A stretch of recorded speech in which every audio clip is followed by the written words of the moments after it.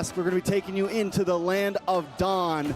Now, I couldn't have said it better myself. Vitality versus Team Falcons Vega. This is the grudge match of MWI right here. This is the grudge match of the decade between women's teams. And it's always been one-sided to Vitality. But this time, there's a lot of people with feelings in their heart that Vega might be able to pull it off. The drafts do not disappoint. We got some spice in there. We got some interesting plays.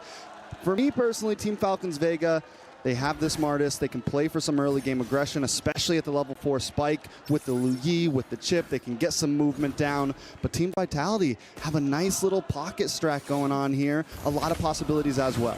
It's an age-old matchup. Fumieko going to be caught in the onward and the Earth Shatter. Good jump back as Fumieko flickers to safety. Vivian going to be caught in the midst of it all. Violet doing some damage together with Tal. Crash course with the stun. Vivian still able to dash out to safety. But they will be able to utilize the advantage here. Just invading a bit, getting a little bit of that lead that they need to look for that snowball. Most definitely. You know, we talked about mid. Something I want to focus on a little bit and ask you about. This gold lane matchup, Shell versus Chinsha. We have not seen the Ixia. I think, was this a debut pick for it? I'm pretty sure for MWI. We saw Shanoa played it and got the Savage on it. So how do we feel? I like the poke. I like to be able to at least deal with Shell in the laning phase. But as the game goes on, you know, the carry might start to outscale a little bit. I don't know about that. I mean, I feel, yes. I mean, if you can get some of these members locked down damage-wise, especially single target, Shell will be able to win that out. But Ixia, in this lane alone, Ixia is always a lane bully. Even up against lane bullies, she's the one to bully the lane bully. She is the bully. She is the boogeyman to other boogeymen, right? Okay. In the gold lane. And it's really all because of the range and that crazy sustain that you get after every third hit. And you can utilize your abilities too to get that passive. So Carrie, more of a non-laner at this point. She's really just trying to survive the lane, get to the power spikes, and then help out later by shredding a few of these frontliners. Seems now Vivian going to be caught. ENG reaction still getting the shove down. Purify going to be used up by Tal. She pops in the crash course. Fumieko getting level 4. Violet already level 4.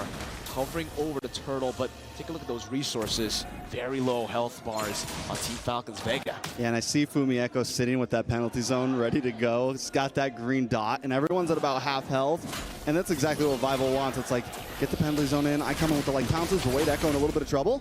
Earth Shatter together with the crash course, really just trying to zone Fumieko away and deplete her of some of the resources that you would usually get in the XP. Another crash course by Tal. Fumieko trying to punish this penalty zone, locking 2 members down. The troll kick is placed down, but it's all in the midst of it. Oh, good implosion, catching them. Zinni able to use a yin-yang overturn. Vival just executing them in the back. Now, in that notorious gun form on the Roger. Just trying to poke a little bit. Violet and Funi forced back 2-0 start. I like the respect there from Team Vitality. They don't overcommit onto the turtle. They get their 2 kills. But they also know that Funi's still a threat. One big duality proc and things could look dangerous. Team Falcons Vega approached that fight right. I think the goal is to keep Fumieko away because, as I said, a bad penalty zone could be game-changing. Look at the fans for Team Falcons Vega out there. They seem to always show up for the Falcons. Doesn't matter what game you're playing, doesn't matter what you're doing, they show up for the org. And right now, they got some support in the building. Shout out to, what do we call them, the Falcons? The Falcons in the building. The nest. The nest. Welcome to the nest, baby. Welcome to the bird's nest, the Falcons nest. Good trades going on now. Team Vitality utilizing pressure that they've already built up. Bio Melee taking 2 shots of the turret in the bottom side of the map. And it seems they won't be able to get anything off of that. Vitality pick up all of the advantages around the map. I'm wondering if they should have maybe gone for the gold plating there. They decide to back off, though. Get back, play the whole map. Turtle's going to be up in about 96 seconds, so just taking a look at the items real quick. Like I said, I really want to focus on gold lanes here. I think it's going to be huge for both of these teams. 2.7, 3K, nothing major, both taking a similar route. We lock in the Corrosion Scythe. Down in the mid side, Zinni up against Funi as well. Nothing too major, nothing too different about these builds at all. Roger holding, though, about a 500 gold lead over Maylane right now, and Maylane needs to find a point where she's going to start scaling. Windtalker just gets locked in, so we're going to start seeing a little bit of a pickup of pace from Vival here. I love the build coming in from Vival here on the Roger. Different than usual, right? Yeah. No, not War Axe. Not A lot of time when we Piercer. see the jungle, we see the War Axe first. This time they go for the Wind Talker. Exactly. Usually War Axe, Sky Piercer, those are the two items you want to go for, but at this point, she's just playing for the mobility. She knows that Team Falcons Vega have a lot of lockdown, and the mobility will definitely help her getting out of these crazy situations. Shell pops into ultimate. Melee gets zoned away just because of that. Dashing forward, talking to be caught in the Yin Yang overturn, forced to use the Purify. And just like that, again, Vitality are reacting to the moves of Falcons Vega, but they're winning out in these maneuvers around the map. Yeah, they continue. It seems like Team Falcons Vega, after taking that those 2 deaths earlier, they know the gold lead's a little out of hands. They don't want to really have a big fight right now, especially with Vivian holding the front side. You have someone that can really kind of change the course of a battle instantly, and they don't really have some. Yes, they have the crash course. Whoa. That isn't going to be game changing, but hold up on top. Fumi Echo still just gets away. Oh, and Fumi Echo wants to fight, goes in against 3 members. Gets caught in the Earth Shadow and the onward here. There's a lot of damage coming down, penalty zone. Fumi Echo against the world. Stop. One more Great City comes in with the Yin Yang overturn. And it is going to be a win for Team Vitality. Not only do they get a win up top, they get a turret down below. How does that happen? How does that happen? In the words of Chell, they're just better. They're just better right now. It's game 1 and Team Vitality showing dominance, 4-1, 2.5K gold lead. I mean, Team Falcons Vega tried to make the play. They're the one who initiated that, man. They wanted to fight. They brought out the gloves first. They called out Fumi Echo on her own turf and fall short for it. They lose, what, 3 there? 2 there? Yeah, they lose technically 2. 3 with a turret, right? Yeah, 2 members and a turret. At this point, they need everything. Turret counts as a hero. Absolutely.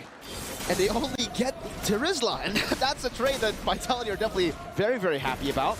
And this is why we were having conversations behind the scenes, while the analysts were doing their thing about this matchup.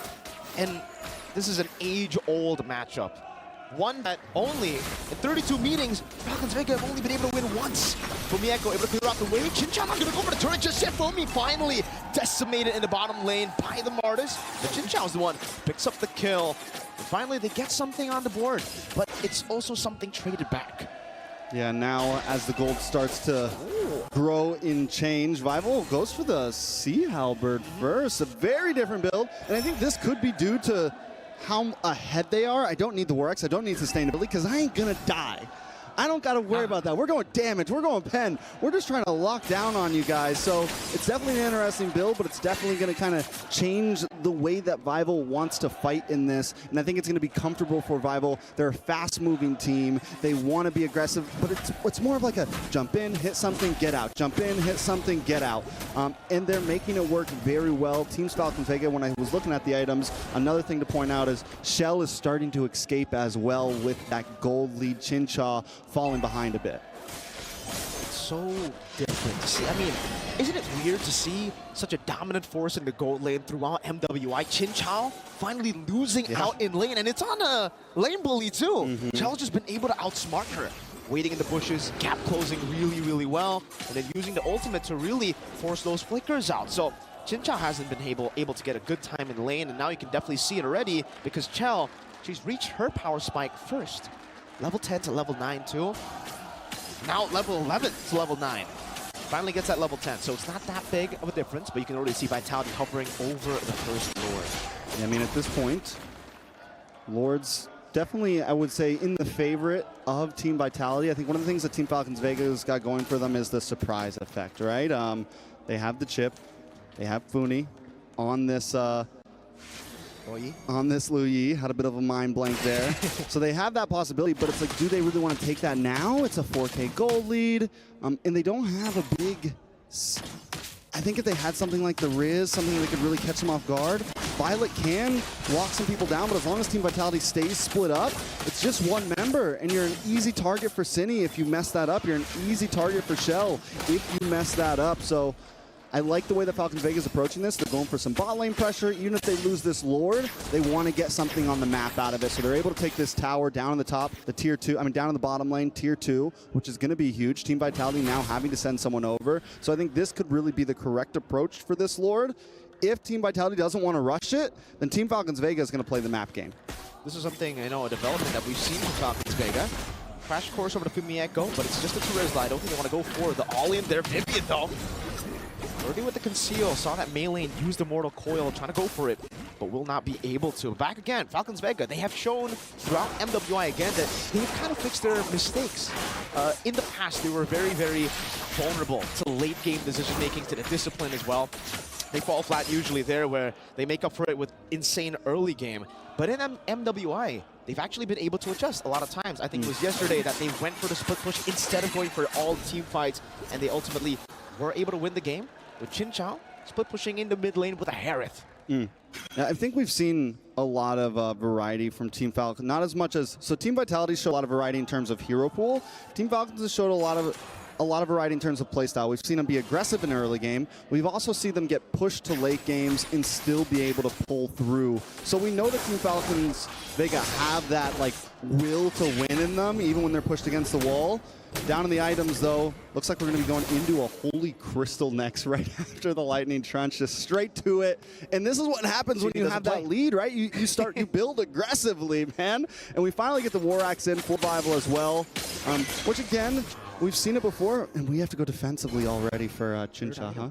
Already got to pick up Wind of Nature, which I don't think is horrible, but it's definitely going to slow down damage, right? Heavily. Vivian already moving forward. Chin Chao flickered out. So preemptive flicker just by seeing Vivian. That's how scary he's nervous. Vivian is. You can see definitely, yeah, nervousness there. She already has a Wind of Nature, and now she doesn't have the flicker. So one defensive tool left. That's the Wind of Nature. She's still going to be very, very immobile in these skirmishes. No Mathilda to help her as well. And because she has shown herself in the bottom lane, Vitality want to just go for it. Vivo's 3 levels ahead of Melee. I don't even think they can go for this. Fumi Echo doing a good job there at zoning them away. Violet going to be able to use the conceal. Helped out with Tal. Vivo's still hovering over, sitting in the back level. They're getting over to the full barrage, catches them. Vivian able to escape. Vivo gets the retribution down on the Lord. So very low. Vivo full HP now with Lycan form, trying to go for the chase. And Tal goes in 1v1 against Chin Chao. But that's where the Wind of Nature comes in handy.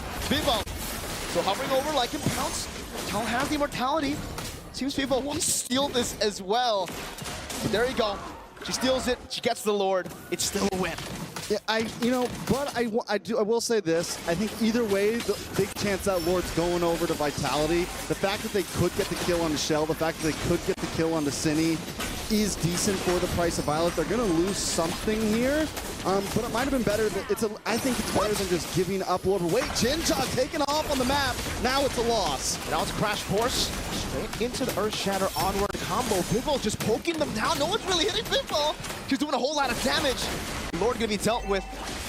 But while they're all busy, up top, look at Fumi Echo with a Warhammer down below, just striking the turrets, taking it down. Vivo, it's caught in the vacuum, as Wolf would put it, but will not be threatened. Yineng overturned.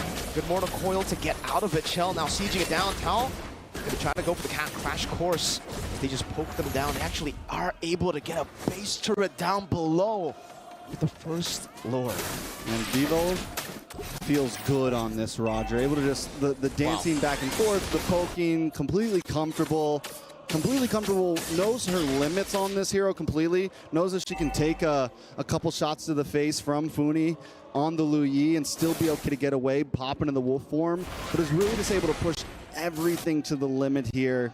I really wish we could have saw how Chin Chao got taken out. Same. I mean, just getting caught off guard or something. It's now a 5K gold difference between Vitality and Teams Vega. A little bit of play possibly on the bot side, but do they know that? Shell's, I don't think they know Shell's there right now. Well, they're gonna walk up. I don't know if Shell wants to go for the pick onto Melee. I don't know if Melee is actually gonna walk up into that bush. Shell goes for it. There's assassination to come onto Melee and he gets it. My goodness, Shell! Now caught in the onward, but it's all a bait. Violet's gonna be caught even there. Implosion flicker from Vivian. And it's a penalty zone to lock them down. City caught in the full barrage, but they baited out another big ultimate. 2 members down. They might go for the siege. That's the wait and bait right there. That's a sit back, relax, and wait for the hit. Shell sat in that bush until she knew the team was in the right distance that she could force it. And even if she started losing the fight, Vivian and the rest would show up in time. Vital running back with the crash course. Vivian hovering over. They get another base turret without the Lord, and now with perfect timing as well. They have far lane control, they have mid lane control. Enhanced Lords coming up. This is Vitality. Yeah, this is definitely Vitality, but this is game one. Team Falcons Vega gonna have to figure something out. We just get the Rose Gold Meteor locked in for Shell. Gets to be even more aggressive. Gets to even look for those one-on-ones even more now. And if you want to get close up and personal, you have the ability because you get a little bit of shield if you even happen to get brought low. But at this point, Shell's only done once. But wait, Falcons Vega going for the all-in. They're also able to survive somehow. Top off to the shortcut from Yank over the penalty zone to Chell. He's gonna be able to space out. Flickers forward out to Footy Boomy. Gets the last swing of the hammer. Vivian still 1v3, stopping the recall. Chell able to secure Violet there in the back. Cindy gonna be caught in the crash course. Flicker is out of the full barrage. Vivian, no implosion, no flicker, but again, even despite that flank, Vitality win it! What? And Team Falcons Vega, they roll the dice, they risk it there, and it falls right on its face. The damage not there. They didn't have Chinshaw with them in that diversion, and now Team Vitality looking for the possible finish. Bomiek was just walking up. Chell is bursting Tal down. Immortality, one immortality in the back as well. A yin yang overturn over to Chinshaw, just a diversion over towards them. It's a distraction for them to go through the base. It's not just a distraction, that was destruction. Team Vitality showing why they are the best. Team Vitality showing why they don't take losses when it comes down to it. Yeah, we thought they looked a little shaky early on in the event, but right now, they're showing who the shaky teams really are. Out of the 80 games played in this age-old matchup, Falcons Vega have only been able to take 10. All right. That was an amazing game. I'm excited for the next 2 or 4. Let's see what our experts have to say about it. Toss it over to Leon Renmar. It's not just familiarity with their opponents, it's just another level of understanding of MLBB, how you play the map, your specific hero kits. They're showing why they are the queens of the scene. Early on, it seemed like there were chances for Team Falcons Vega because of their aggressive nature, because of how picks like Ixia were rising through the meta. But as early as, say, the first 5 minutes, you could see that, again, the way Team Vitality is so honed in and how they're so laser focused on success just denies these kind of pocket picks, these cheese picks throughout, Chip and Loyi. Yeah, it's denial. I feel like you said one of the key words here. It's the denial of the cheese picks, the power picks, but it's also denial of your opponents wanting to commit certain sequences. As you see here with the recap, that went a little bit over 16 minutes. Vitality, even though Falcons Vegas have kept it somewhat relatively close, it's just how they were moving. And I feel like I really want to put a lot of focus here onto 2 people. The mother of tanks, Vivian and Chell, they are on another level right now. I mean, Vivian is the mother of tanks. Vivian, I said Vivian, and mother of Chell. tanks, and Chell. There you yeah. go. But yes, the space that Vivian was buying for not just Shell but the rest of her team allowed for Shell to really just take in the gold lane experience. I think that's what she walked away with. Because we did talk about it off camera and during the match alongside her special guest here, C9's very own Coach Midnight, that in the lane, the carry should be struggling against the Ixia, right? Because the Ixia has a kit that can both sustain herself and CC the carry, which the carry just couldn't deal with early on. But you saw there that more often than not, 2 out of 3 times in the early to mid game, carry was dominating Chinshaw. Chinshaw was being sent home. Yeah, it was quite difficult there. There's something I just want to fix right here because there's 2 dudes here. Oh, they're here right now. All right, you guys are staying. No, you guys stay right there. Herbert, you guys chill out. Get us out, man. Do your job. Just cast. You cast, and then we'll talk. Yeah. And then we want to know also now, tell us what you think. Let's start with you, Mirko. Maybe I'll think about letting you out if you tell me what you thought about game number 1. Okay, I'll be honest with you, man. We've had this conversation as well behind. Oh, We're back. we're back. Okay, but yeah, me and Trex, we had this conversation. He was telling me about, Falcons Vega being really, really good, and I agree. In this tournament, Falcons Vega, I would say, have been more, flashy, have been more impressive. But Vitality, they've been winning with non-meta picks. This time around, they went with meta picks. see what happens. That's Vitality. I know, every time I see this team look, you know, kind of vulnerable, they show up the next day. It's just Vitality. Mirko's crushing my dreams over here, you know? We were talking before the game. I said, I got a feeling Vega might be able to pull this off. I was just like, no. He said no. I said no. I don't really have much. I ain't got much else to say about that. Not even a shred of hope. Not even a I really hope so. I mean, personally, I'm rooting for Falcons Vega to make it more exciting, but the reality, the grim reality of Vitality sometimes just hits you hard. The grim reality of Vitality. That is harsh. I like how that sounds, though. So we'll get back to y'all later on. Thank you, Mirko and Trex.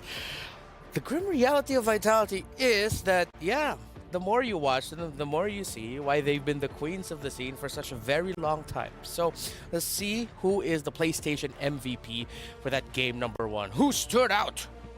It's Chell. It's the carry. We talked about Vivian, the mother of tanks, setting things up for Shell. There was one play that she did in the bottom lane where it was just her alone in that shrub for quite some time before the members of Vitality decided, hey, finally, let's pull the trigger on this play. But also multiple times, even in mid. It's very odd that you see a carry dominate and push back multiple members of the opposing team. This is that one. Yeah, you're talking about it. Yep. Pow! And then in comes the cavalry, in comes the backup, and yeah, they were never the same. Look at that. Vivian not only helps set up, but even helps finish the job. And this bush right here, that's Shell's favorite. The river bush up north and down south. She would stand there and push back 3 or 4 members of Falcons Vega single-handedly just because they're afraid of the burst. Yep, just her alone. So it looks like the Falcons Vega. I like their approach to the draft. How they're playing the game can be just tweaked a little bit. But the more I think about, Carrie almost got me. Girl, please be careful next time entering. You almost kicked me in the face. You're lucky a light wheel didn't hit your face. Yeah, but it's all good. It's all good. I just hope Falcons Vega just make some little readjustments with their commitments or where they decide to go, reading the situation a little bit better, because Vitality, they are on point right now.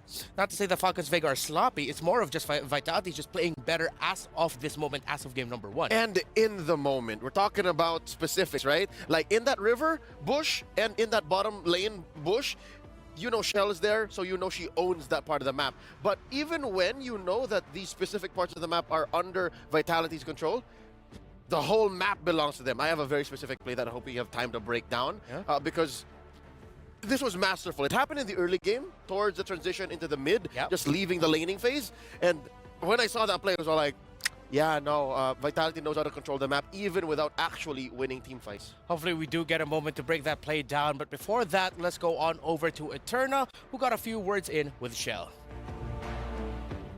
Hey everyone, it's me, Eterna, alongside with Shell from Team Vitality. So we're now in the semifinals, but this time around, for the grand finals, we're not going to be seeing an Indo versus Indo grand finals for the first time in history in the MLBB women's competitive scene. Yeah. How do you feel about that, Shell? I mean, we hope for all Indo finals, but what can we do? So maybe we just gonna play our best here in the knockouts, and then hopefully we're gonna reach the grand final. Is there a bit of sadness going in without Falcons?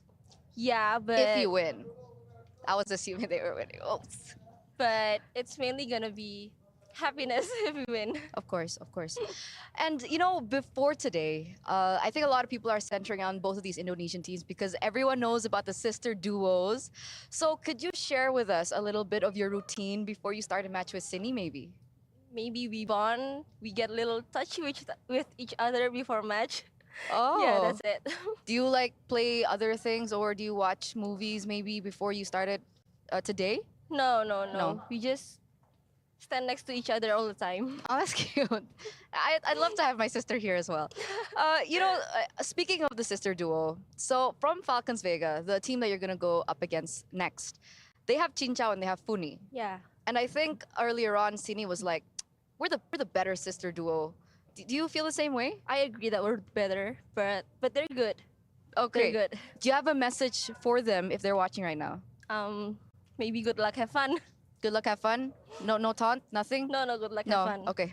Shell's still staying humble as ever. Okay, so thank you, Shell. I'm not going to bother you any further. Good luck for your next journey, Thank and you. hopefully we get to see you in the grand finals. Okay. Thank you. Bye-bye, guys. See you in the studio. Thank you, Turna. A humble queen, that one in Shell. I feel like she got to say something that summed things up quite well, which was they're good, but we're better. And there was one play that stood out amongst the rest that Leo actually wants to point out here. It's not with Shell, but it's with two key members of Team Vitality. Leo, what play is that you want to show us? If anything, it was the absence of Shell, the absence of Vivian, Vival, even Chinny. I'm looking back at it now. This was the 5-minute 44-second mark, and it's a very big presence by Team Vitality down in the bottom. It's clear that they're maybe setting up for a push, but look at the other half of the map here. Check this out. Right here. You see a little corner up there? Yeah. You see Fumi Echo all alone. And we're going to play it right here.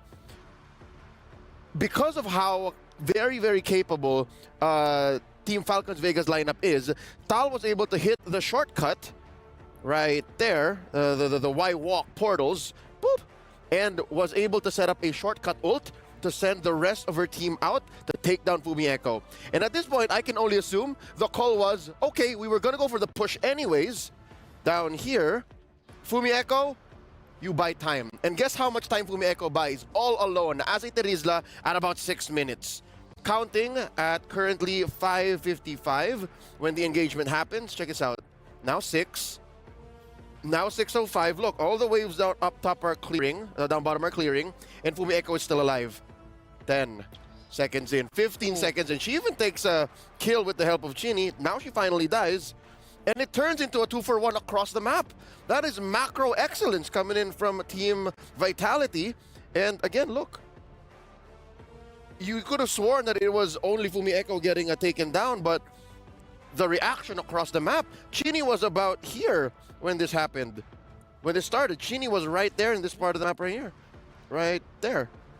There. Chinny walked all the way because of how long the time Fumi Echo bought, and that turned into 2 big victories, down bottom and up top. You cross-map control. Team Vitality are capable of things like this even when it's the opponents who are setting up kills. I don't know if they're inside Falcons Vega's heads, but at this point, this was 6 minutes in. They got massive stonks off of that singular play. Yeah, massive stonk indeed. And you know what, well, with Fumi, playing the EXP laner, you're someone who is known to be very solid, but I'd love to give her a nickname, Liquid. Fumi Liquid Echo. She just goes with the flow, man. She understands the play here. Midnight's giving me a face. He's still right here. How many? Out of 5, how many? What's your rating for that? He gave me 6 out of 5. Or out of 10? 12. Oh, wow. Ah, he loved that. Hopefully y'all love that at home. But no, seriously, Fumi, I've always been so impressed with how she plays. Her late entries, when she decides to go in, join in for the fight, it's just so good. So let's see if Falcons Vega will do anything to shift things around with that regard in dealing with the EXP laner of Vitality. No sides have been switched. Little by little, that Falcons Vega blue side victory rate is going down. Oh, and just the overall victory rate at that 60-40 when the day started. I'm guessing by the time the day ends, especially if this ends up in a sweep, that confirms 2 things. Number 1, the meta was skewed through the groups into the playoffs. And number 2, I may have come from a different timeline. We're not seeing 5 games, and it's not a surprising result. There's the Baksha, Falcons Vega. They did this in the first game too. What are they blocking out of Vitality? Why is that such a specific ban? I do remember 1 or 2 key Baksha games, if I'm not mistaken, from Vival, but at the same time, I feel like it's also just them respecting a really good hero that can front, that can give vision, and that can disrupt what Falcons Vega wants to do. And they still go for the chip. I was gonna say, was this the Riz or was this the Edith first? But no, it's the chip. All right, that might be the play here for Falcons Vega. I'm afraid that this is turning into insanity, man. You're doing the same thing over and over again, expecting something new, and insanity it is. There's Terizla Roger. Yeah, same, but different, but still same. Falcons Vega with 2 more picks here.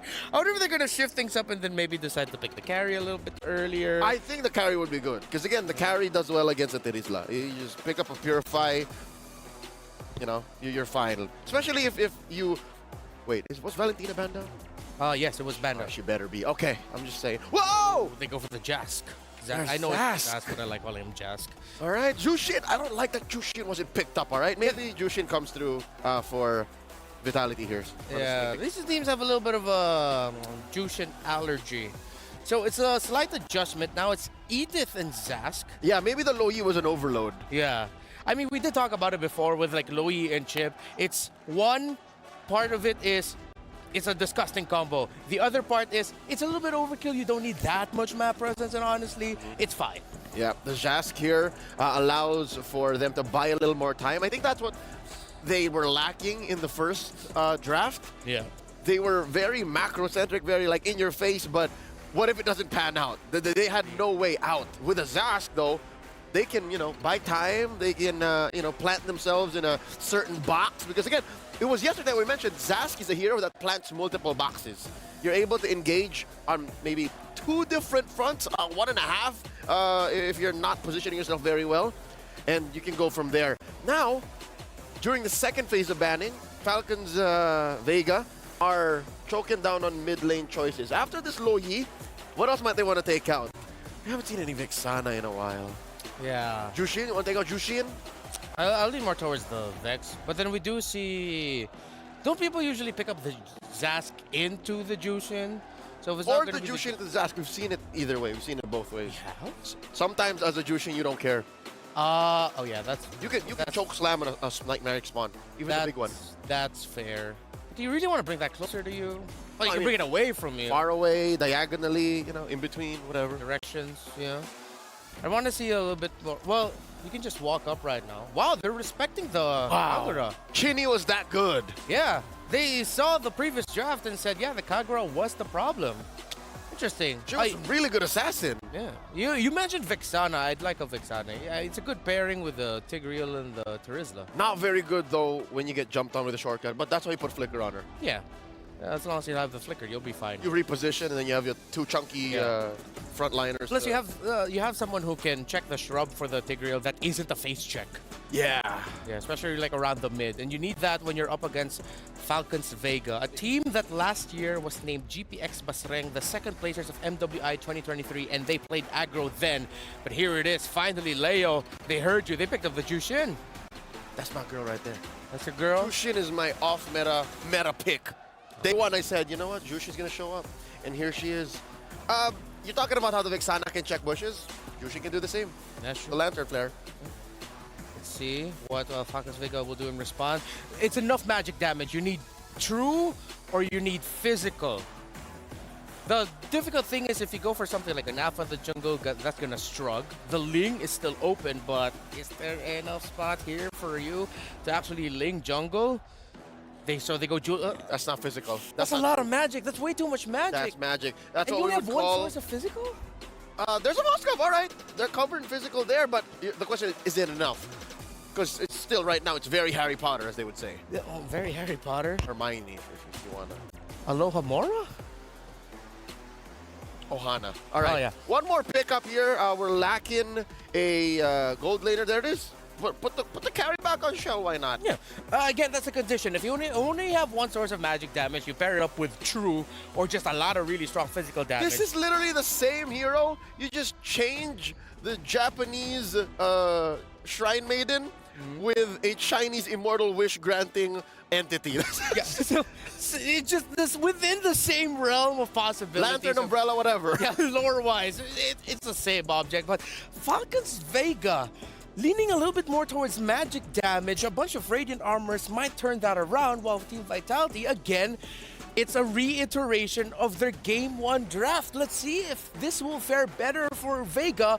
Will they get the early game that they want here? Trex, Mirko. We're here. Trex, Mirko, thank you, Leo, and Renmar. We're jumping into game number 2 in a best of 5.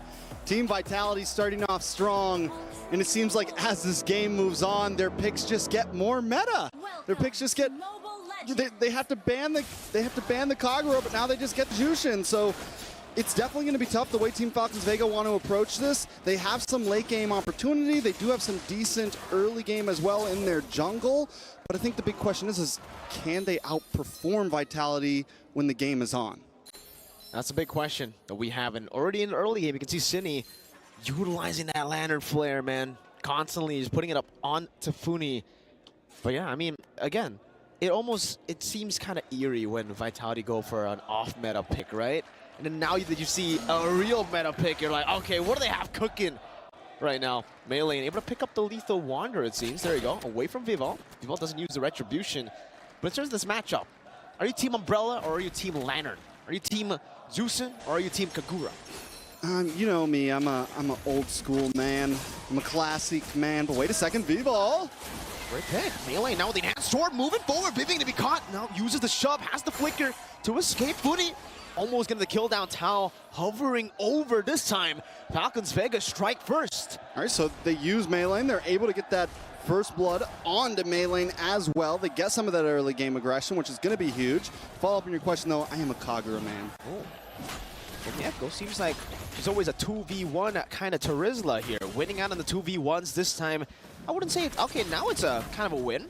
Doing a lot of damage back onto Talon. Vivol's already rotated up there. Funi, good read. Spot Vivol in the bush. Vivol still wants to go for the Lycan Pounce. Wants to get rid of the little Johnny Boy. That's what we call him. The Johnny Boys. Johnny Boys. Johnny Boys. They come down from space. And their name is Johnny. And their name is Johnny. All of their names are Johnny.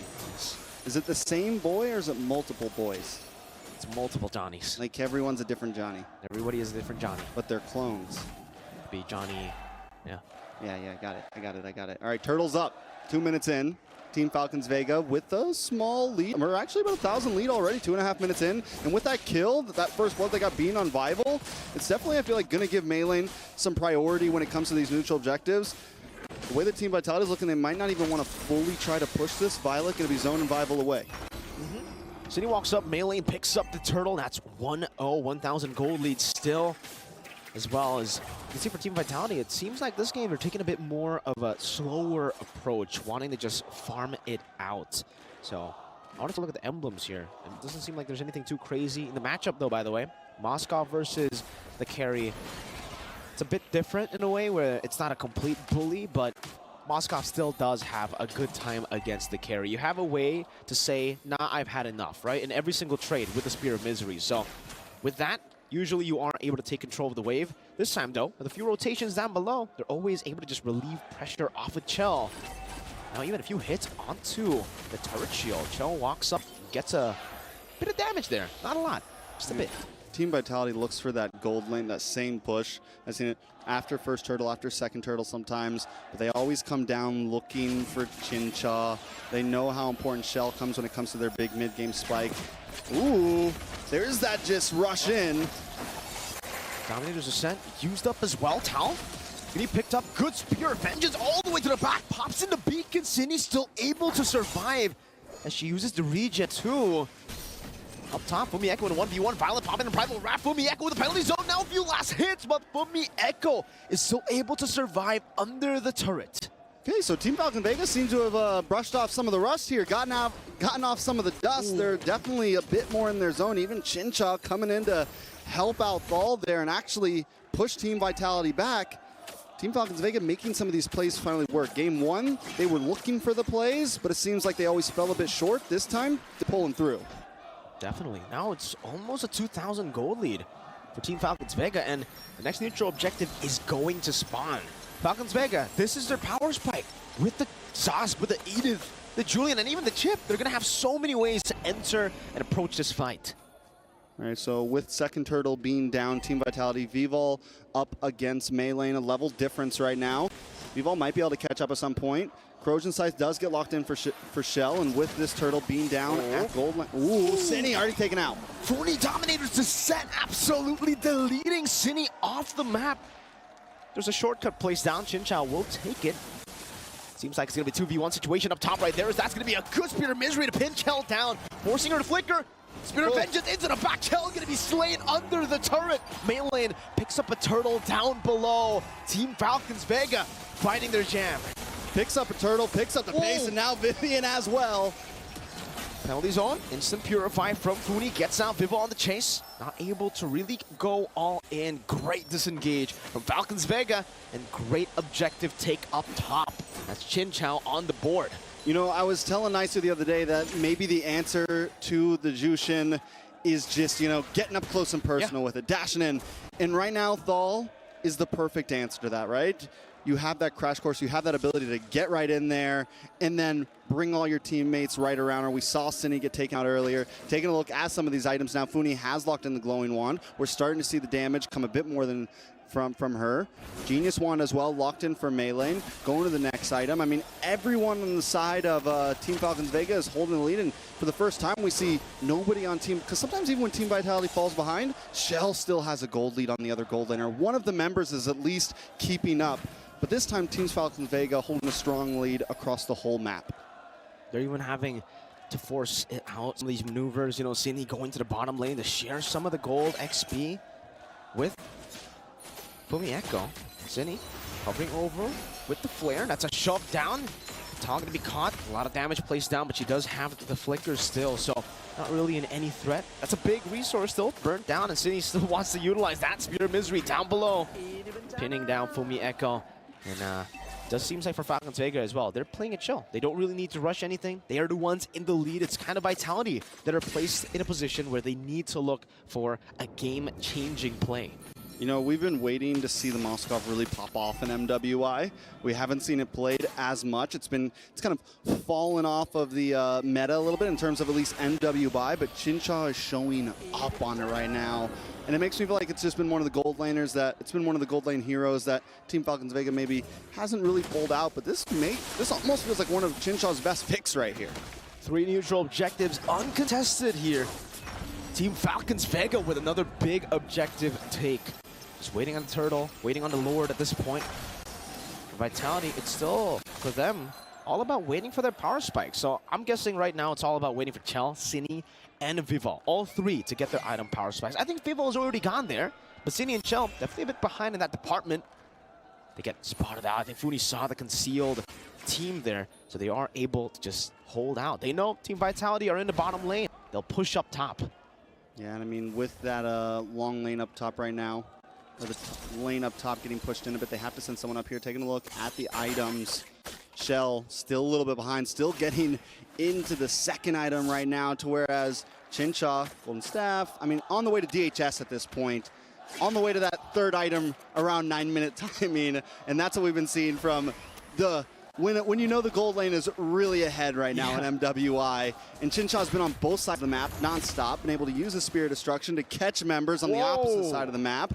Taking a look at the stage right now, Falcons, they feel the nest is feeling good right now, to say the least. Absolutely phenomenal support here from the fans in the building. Shout outs to the Team Falcons Vegas fans here, even bringing in their banners. Really, really cool stuff, especially after that Game 1 loss.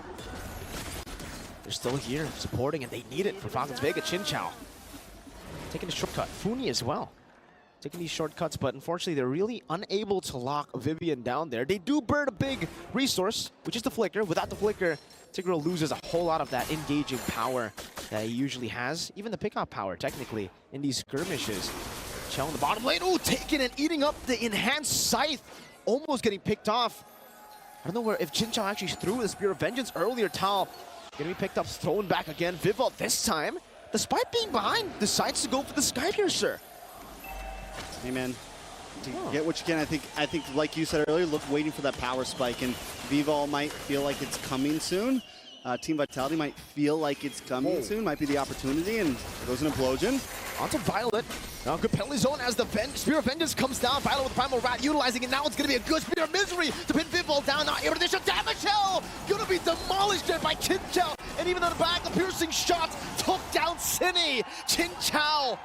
Falcons Vega wipe out Vitality 5-1. In a matter of seconds, Team Vitality completely taken off the map, all for the price of melee, and in my eyes, that is a very good deal. And with the pressure they have on the map, they're gonna get a lot out of this, man. They got a bottom lane already coming towards a tier 2. The rest of the team able to take this tier 2 in the mid as well. Chincha immediately gonna move up, but let's take a look at the replay real quick. Vivian thinks she's getting the win out of this, gets the implosion off, but Spear Destruction comes up, and once we see Chincha get involved, we get the pin onto Vival, take out both damage dealers in a matter of seconds, echoes all that's left. But Funi Echo can't fight against that speed right there. Chincha, look at the reaction from Melee as well. Violet, they're feeling good. Game 1 was just the starting grounds. Absolutely. It was just a warm-up to them, it seems, here. Game number 2, getting the better read, still getting the chip, and utilizing it way better this time around. That front to back, if Vitality wants to play with. Yeah, it doesn't work against the Moskov. Now with the piercing damage, constantly hitting the back line too. And that's why the Sky Piercer here for Vival, especially considering she was the one that, you know, was taken down first. It's an interesting build to go for. You're still very confident that they can get a few more of these kills. But now with the big Lord marching down, I guess we'll see. Yeah, I feel like Warax would have maybe been a bit more helpful here, but now Lord's going to be walking in, no crash. Holy defense. Popped it already. Oh, that was one shot too! Tal gets brought back, but over 2 basic attacks from the Moskov. Did you see that? Just piercing through Vival and Vivian. Chunked, forced to recall the way Chinchao gets a win of nature. So now it's up to Jinny. And technically Chell with the true damage, the sisters, to deal with her again. The piercing shots are just doing so much damage. They've cracked open some of those holy defenses of the base turrets, mid lane and top lane. I believe even in the bottom lane they did. So yeah, no more holy defense available. Oh, bottom lane still intact there. 1 left in the far lane. This is not the composition that you want to let be 7,000 gold ahead of you at 11 minutes, right? We're already seeing the Zas just really power through the damage coming in. This is a hero normally that has decent poke, but not as much impact in early game, and it's found this mid-game spike. It's almost found its late-game spike at only 10 minutes. And then we got Chinchao as well, another normally late-game hero that normally you pick if you really want to hunker down and wait for that moment to shine. But Chinchao's been able to get the farm on. Thal going to be able to walk away from this conceal play. Team Vitality at this point kind of searching, and they're grouping up. They know all they have is their inhibitors left. The damage dealt from Zask right now, 37,000, leading the charge, even above Chinchao right now. And that's one of the things about the Zask. You don't really see it exactly when it's happening in the big team fight, but Zask right now is the one who's really shredding everyone down. The PBs on top of the damage dealt. The little Johnnies. The purple boys. The big Johnny, actually. The big You got Big Johnny, Daddy Johnny, Little Johnnies. Little Johnnies. The big Johnny is the Dominator's Descent, ladies and gentlemen. That's what we call him here as well. That one right there that just got picked up by Vival. That's Little Johnny. Oh, Tal thrown away. Good shot. Oh, the chain CC. The timing's perfect to get the shortcut down, but I don't think they want to kick this. City able to get out. Dominator's Descent already placed down. A lot of damage placed out on the Vivian with the Spear of Mystery as well, but Chinchao has got to respect the penalty zone. Connects onto the backline. Vival chasing down Chinchao. No! All the leads that they have built to the 13th minute of the game. 2 members down, and the Lord has just spawned in. And Melee looks like Melee. I think the idea was keep them at bay. We're going to get the Lord. Completely backfires. Thal gets caught off. I think at that point, Chinchao shouldn't have invested. No Dominator's Descent as well from the Echo. Still going to be melted down. Violet popping the Primal Wrath. Good enhanced sword. Vivian still able to flicker out of it with the conceal. Bringing Chell back to safety. Now it's a 4v4. Seems Funi also has the Dominator's Descent, and Falcons Vega, despite that little mishap, they're still able to recover. City in the bush. Vival hovering over. City walking up now. Vival looking for a Violet, doing a good job in zoning. Dominator's Descent all the way to the back. City again with a flicker forward, finding Melee with a peek in there with Spear of Vengeance. Connects as well. Chinchao able to participate. Sydney all alone in the back. Forced to run to the wrong side of the map, and it should just be a free kill over. Little Johnny's just there lasering her down, and that is Team Falcons Vega, who recover and get the value trade. We've been talking about Chinchao this whole game, but Melee just showed up. That small mechanic movement, hitting the winner crown, and having, I mean, just a split second of being able to get the retribution on before you go down was just legendary right there. Dominator's Descent. The glowing wand takes her down to the back. Boomy Echo gonna be next in the chopping block. Violet finding the onward. Oh, good Spear of Misery to cancel the implosion. Boomy Echo with the penalty zone, getting the immortality of Violet right there as Vival goes in for the Lycan Pounce. Chinchao staying focused on the base. And ladies and gentlemen, we got a series on our hands. 1-1. Team Vitality taken down this time. Falcons Vega, the nest is loud right now. A strong victory to even the playing field. Showing up and even bringing back in that chip. And Thal just played it so much better that time. Chinchao, I mean, they all played so much better this time. Definitely now we're in for a series. Let's see what our analysts have to say about it. How's it going over there, Redmar Leo?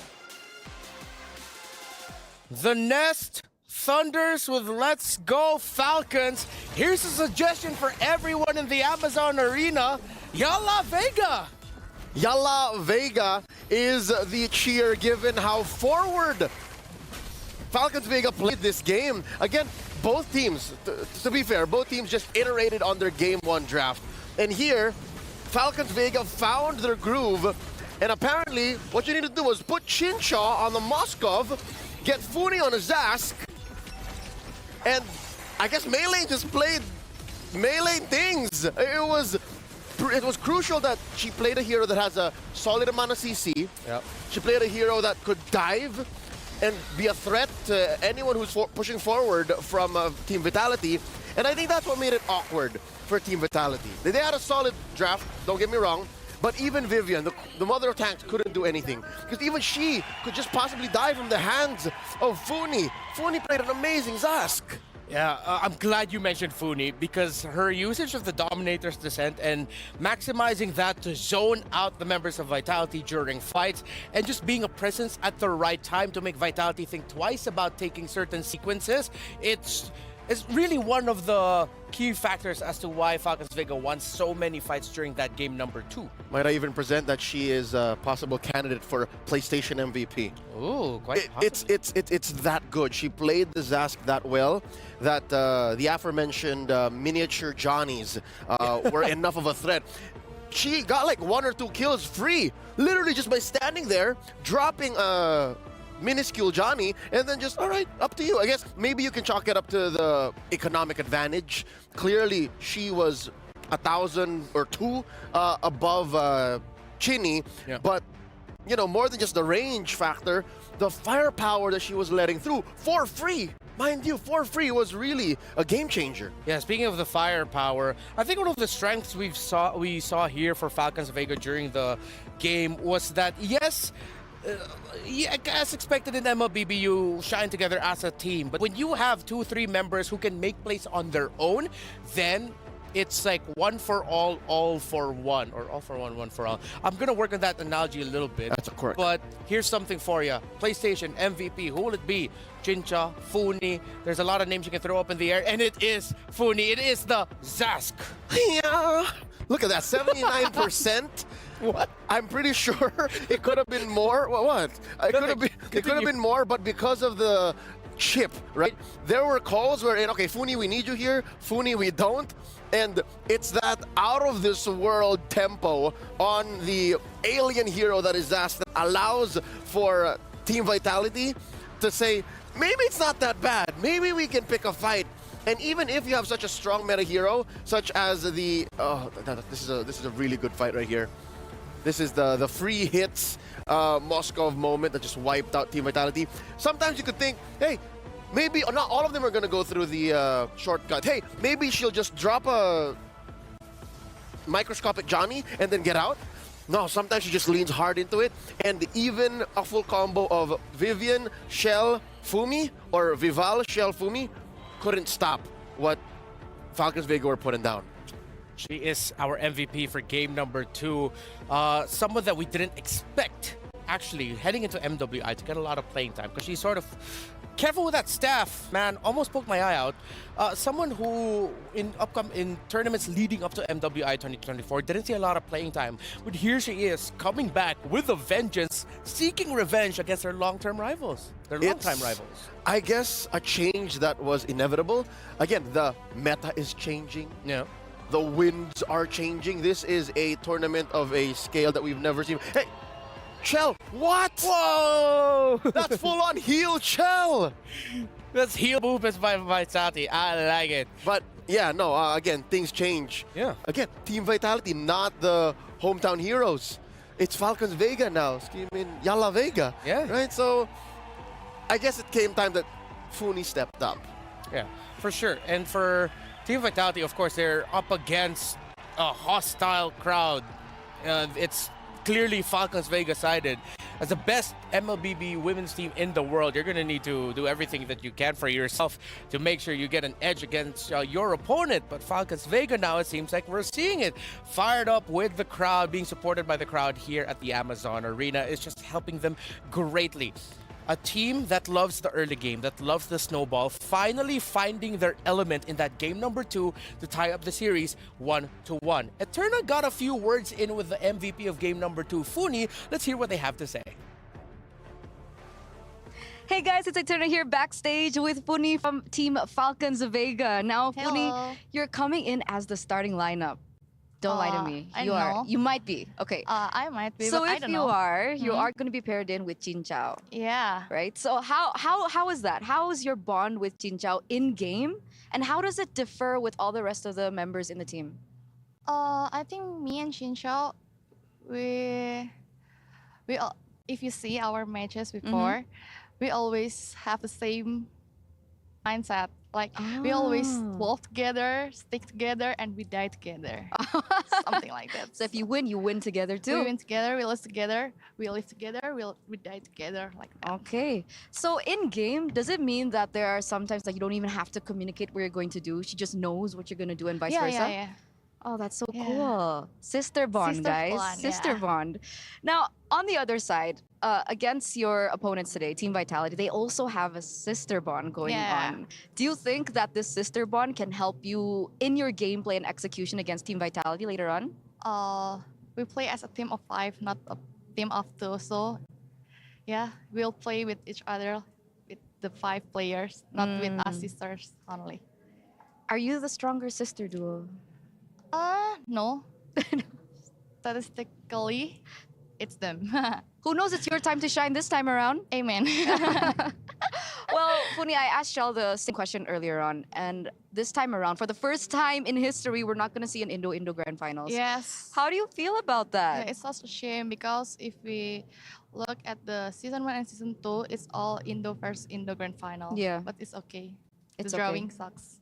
The drawing sucks. Who Yeah. drew? She doesn't like it. Yeah. Okay, so moving forward into your next match, do you have a message, not to your fans this time, but to Team Vitality? Let's have a nice game. Good luck, guys. Have fun. Yeah. Wow, you guys are so nice. Shell had a similar message earlier on too. Well, these girls are amazing. These girls are nice, but good luck. I'm not going to keep you any further. Hopefully, we get to see you in the grand finals. Amen. Bye bye, guys. Back to the studio. Everyone's humble. Everyone's chill. That's the vibe right now of Team Vitality Falcons Vega as when it comes to with each other. Let's check an update for the STC predictions. Do we have an update? Are there like results already out yet? Or it's just a quick little reminder? It's a quick little reminder for y'all to don't forget, please continue to send in your predictions for this matchup, Falcons Vega versus Team Vitality. If you thought this would be an easy coast sweep win for Team Vitality, Falcons Vega, they are fighting back. stcplay.gg is where you have to go for that. Now, heading into game number 3, Vitality, if I'm not mistaken, can pick the side that they're going to be going to. Yep. They chose to stay red for the second game. Do you think it's time for them to pick blue side this time around? No question. Do that. It's the shun the arm to jog up the playstyle and the tempo because already game 1 and 2, I don't know how much you can iterate, honestly. How much you can just amend and say this is the same lineup over and over again. And the fact that already very little change between game 1 and 2 when it comes to both teams' drafts. Going blue side and then switching up the tempo should be a great start to get Team Vitality back on track. Yeah. Falcons Vega, they are a team that are momentum based. So if you're Team Vitality and you can do anything that you can to halt the momentum of your opponent, and if that means changing up how the flow of the draft goes, then you obviously go for it. So I'm in agreement with you here that there has to be a side switch. If not a side switch, then you switch up the bans. That's We've right. been seeing Chip prioritize now for 2 games for the side of Falcons Vega. You can take it out. It's been Valentina, Harith, Minotaur, if I'm not mistaken, that's been their priority bans for the series so far. Maybe if you jog up those bands, you might even get Minotaur through. And that'll change again the tempo of the fights. Sure, Tigreal is great. Chip is amazing. Didn't do much in game 1, but game 2 definitely opened up the map for Falcons Vega. But imagine if the Minotaur came through, right? Minotaur, I think right now is the most, or one of the most notorious heroes, both in picks and win rate. Minotaur is so successful right now in MWI, and if anyone can try to pull it through, squeeze it through, without the threat of a Valentina, maybe just keep Valentina off the board. That's number one. Then whoever does that definitely has a bigger chance to take down Game 3. One thing I'd want to ask you here is, what if, for Vitality, a quick little recommendation, what if they decide to draft a little bit more for that woman over there? What if they decide to change up their draft a little bit more, this time for Fumi Echo? They pick up more, maybe not always just rely on the Terizla, but pick up something that will allow Fumi Echo to be more present around the map, not just holding a lane.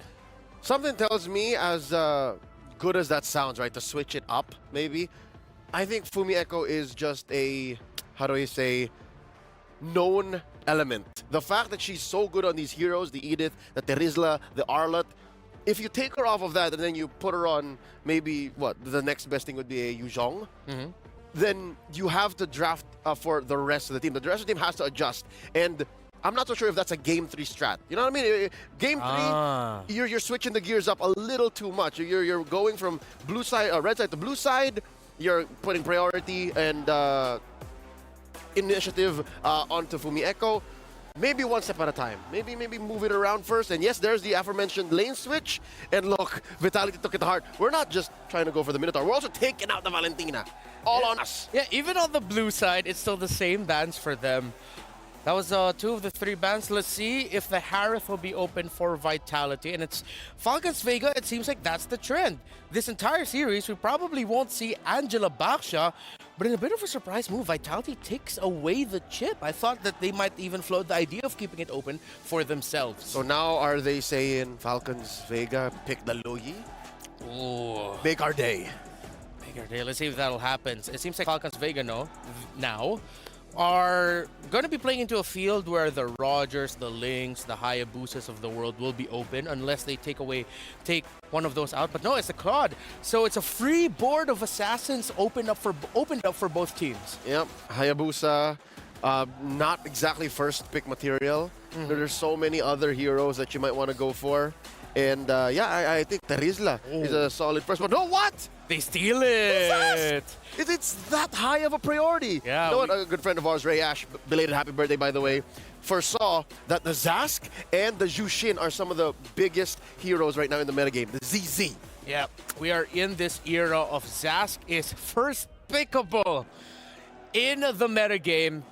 Falcons Vega, how are they going to respond to that? You can go ahead and steal away the strong assassins right now, but now you can tell that they're thinking about, okay, we're used to playing with this. How do we now draft around it?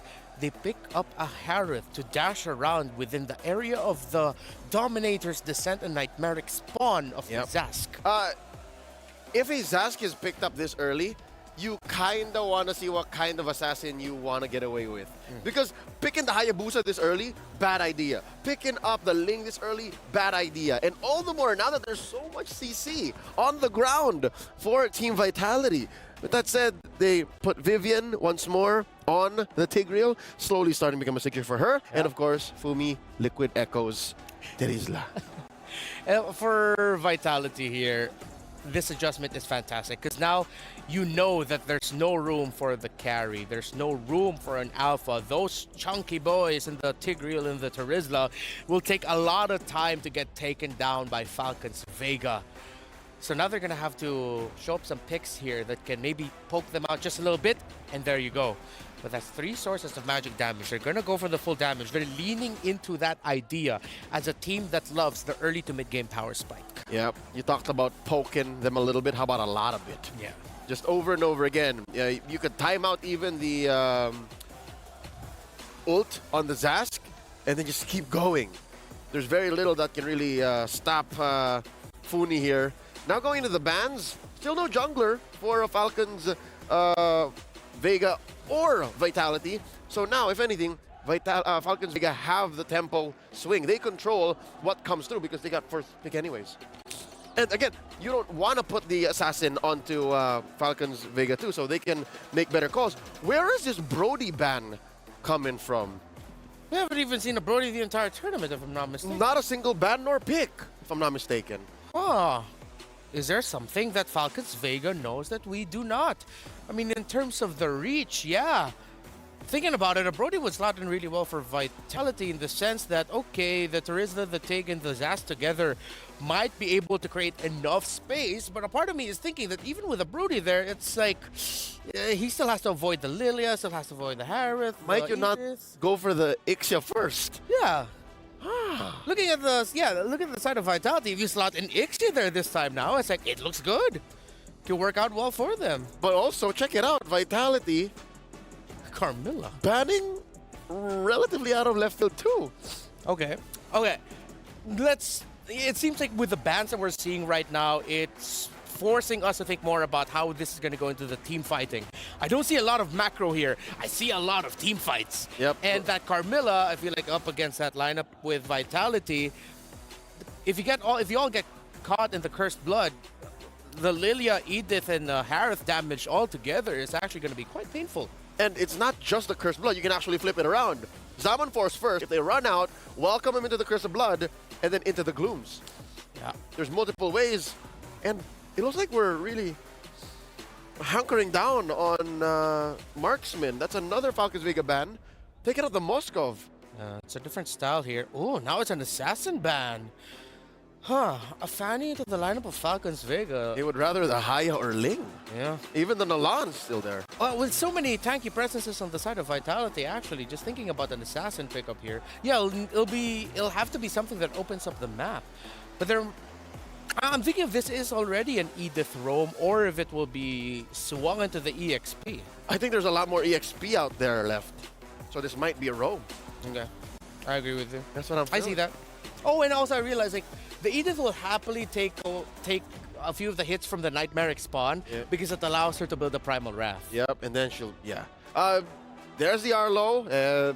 Doesn't say much still. Yeah. You can swing it both ways. Vitality, though, forced to finish up their lineup here, the final phase for them, and still no jungler. Oh, we're still waiting. In my opinion, I think they can afford a jungler. That's an assassin. Yeah. Between these two right now, it's them. More for Vitality, yeah? Yeah. I Even see if it that. sucks to run in against an Arlo and Edith, but, you know. The Julian is still going to be open, but is this a Lunox mid or I think it's a Lunox? It could be Lunox Gold. We're not completely turning off that idea. Shell, what are you thinking? What if also Lunox Jungle? Shell, whoa. Last time we saw that, it was from Kodak in Malaysia. That's the jungle right there. That's the Bane. Oh no, that's but it could be gold. It could be gold though. Even that is a switcheroo, but in this case, I would rather the Lunox Gold Bane jungle. I love it. Look at that, it's a trampoline funhouse, and there's so much potential for all sorts of damage. Right, off-kilter lineup. Talked about it being a team fighting, just scramble. Look at this. It's all team fight. This is just... Okay, going into it though, in terms of team fighting, it might be tough for Falcons Vega to fight into everything. When Bane throws out the Sharks, remember we talked about this with Lunox before, you don't know where the damage is coming from. Double that with the Zask, Falcons Vega are going to need to rush Radiant Armors here. And here's another... Is that Hanzo? That is Hanzo! Let's go. All right, well, Vitality needs a lot of farm. That's one thing. They need to put a good amount of money on Zask, on Lunox, and on Bane. What a better way than to deny all that with a Hanzo. Two of the best women's teams in the world, showcasing the creativity and the uniqueness of the meta of our scene. Vitality with one, Falcons with one. Whoever wins this goes into match point and a step closer to being crowned the undeniable queens of MLBB. Let's go into the game. Casters, guys, are you hyped up about this?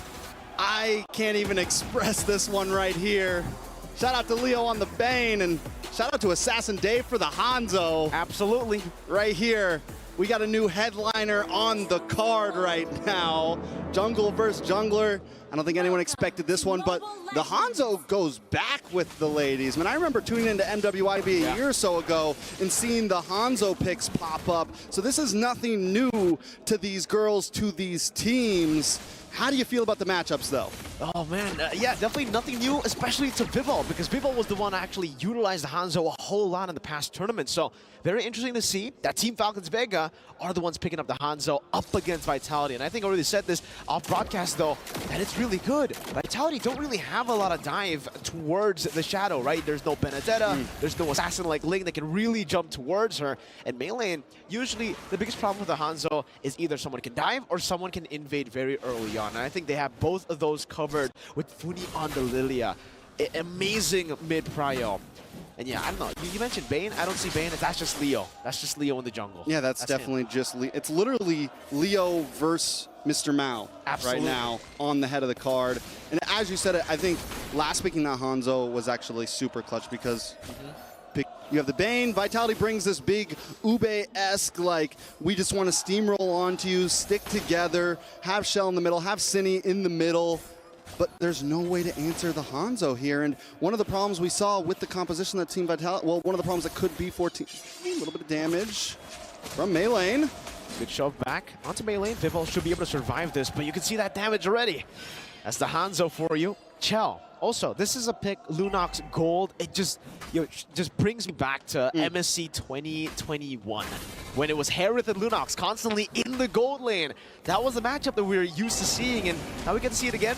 It's also Bane in the jungle, so technically it also, we did see this at M3, I believe it was Wise also utilizing the Bane in the jungle a lot of the time, so very, very interesting stuff. Obviously, for the Hanzo, you're going to be clearing out. You have a lot of damage, but neutral objective control, it's still Vivol who holds it. Implosion downtown, still able to get, Flicker's out too, out of the final slash from Violet too. They're going to be caught from the Echo, forced to run away. It's a Vengeance all the way, Melee. Oh no, a bit too aggressive under the turret, now gets punished by Vivol. A missed mechanic. Wasn't watching the meter. Yeah. Just came flying in right under the tower. Maybe thought she was going to be able to get the kill there. Not quite able to do it. Let's look at that replay. It's all good from here. It's all good from here for Vega. And I see Melee come flying in, and I'm like, all right, maybe she's... No. But all right, it's 1 for 1. Jungler does go down there. So now it's 1-1. The only problem is the jungler on the side of Team Falcons Vega goes down, and all for the price of just a roamer. That's a good trade for Team Vitality, especially when you're going up against a Hanzo. And, oh man, that setup was just so clean for Falcons Vega, right? The combos were all there. Tal was actually able to pop the Earth Shatter right before she got caught in the implosion. So she canceled the implosion, flickered out of the penalty zone, used the Primal Rat, and then Violent came in with the final slash. That was perfect for Falcons Vega, but unfortunately, one thing had to go wrong, and it was very unfortunate that it had to be the jungler, because yeah, like you mentioned, it just became not value at all, with Melee getting picked off for the roam, especially considering, technically for Vitality, they're okay if they just stay equal in the early to mid game, because they are a scaling comp. They have the Lunox that can scale. I would even say Bane scales, because have you seen late game damage Bane?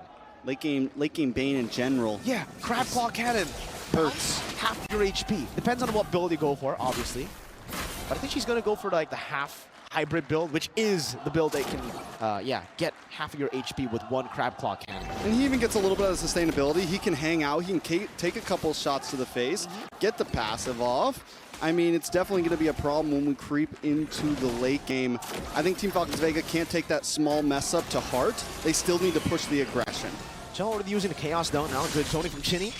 He'll be used Dominus Ascent, stunning Violet, Retribution battles, Vivol wins it, Deadly Catch onto the back, knocking them up as well. Dominus is still there. Now the final slash used up, but Funi is low. Fumi, doesn't get the final shot. Chin Chao still in the bottom lane, just looking for a trade, and she is able to get all of that turret shield down below. Team Vitality traded with a turtle and a kill. Vivian timed the push so perfectly. The moment Melee came out of skill and was actually able to be hit, Vivian was just waiting for it, and times it perfectly, pushes Melee to where you see no retribution, you see no ability to take this, secures Vival. Not only that, but it's able to get enough damage to kill the Shadow, and that's that. Doesn't catch. Vival going to be taken down. Good assassination from Melee. The big strength of the Hanzo in the jungle. When you dive in and no one's there to help you, it's goodbye, even if you are Bane. Oh, she's going damage. Hunter Strike. And I think, I mean, that's on the Bane. At least first item, it looks like she's going to keep on going with this. Next item, maybe, what do you just go like Malefic Roar next, or do you go Endless Battle? Where do you go next on the Bane, really? I don't know, me personally, especially after seeing MP the King and MSC, I like to go War Axe Thunderbelt, you know, that kind of build. It's kind of cringe, that build, but it works.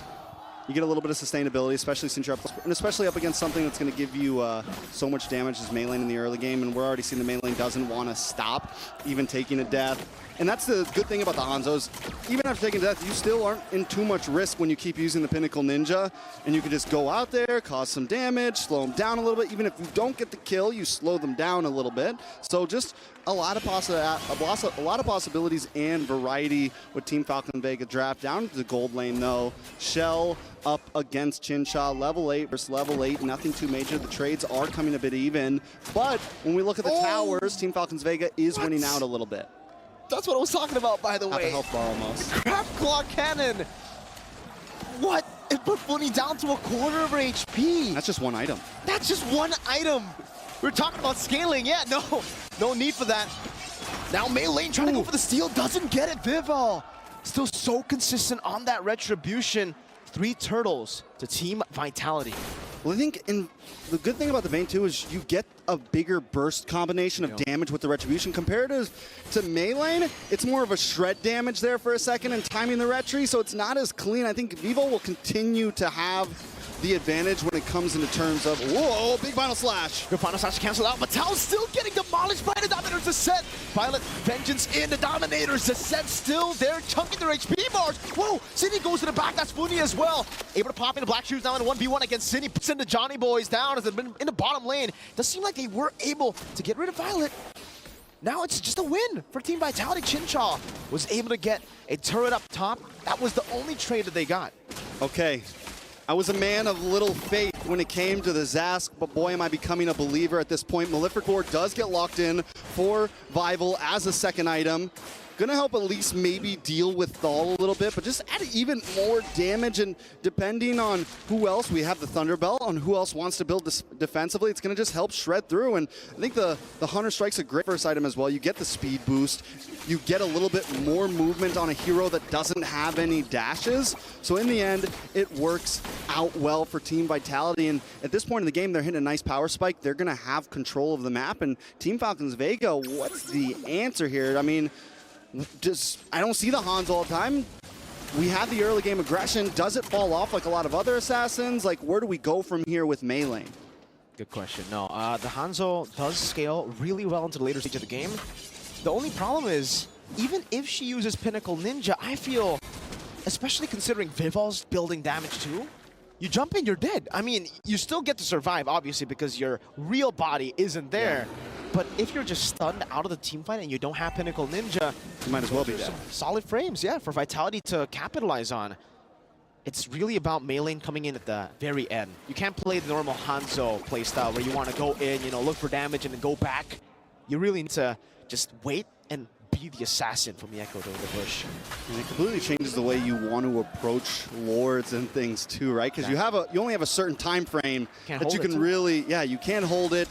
You have to really be able to count on the rest of the team, and the rest of your team has to know, okay, this is when we're going. We got about 10 seconds, and we need to make it count. So it's either that, we rely completely on Melee, or we kind of wait out for Chinsha here to start to scale. Luckily, Chinsha's taking no deaths, but Shell also taking no deaths, and Shell's going to start shredding down Violet. Shell's going to start shredding down Thal. We're already seeing the damage from Vival.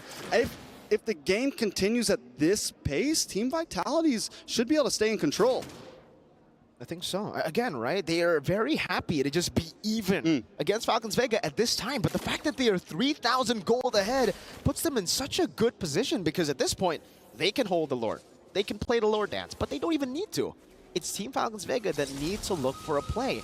Even then, they can get poked. Cine here, getting poked in the mid lane. That's what Melee can do. Oh, an assassination in the mid lane. Melee finding the play. Cine popped the Dominator set a bit too late. Vivian now is going to be coming on the final slash, bringing her back. Pops in the implosion in time. No shove just yet. Vivol in the midst of it all with the deadly catch as well. Violet able to find a little bit there. Tal, that's an Earth Shatter kill in the midst of it all. Jumping in, gets deleted by Chincha. Vivian going to be next on the chopping block as Melee dives in deep onto Vivol. But she's still able to survive. Back to the Pinnacle Ninja that she placed down 3-4-2. Watch for Fumi Echo, though.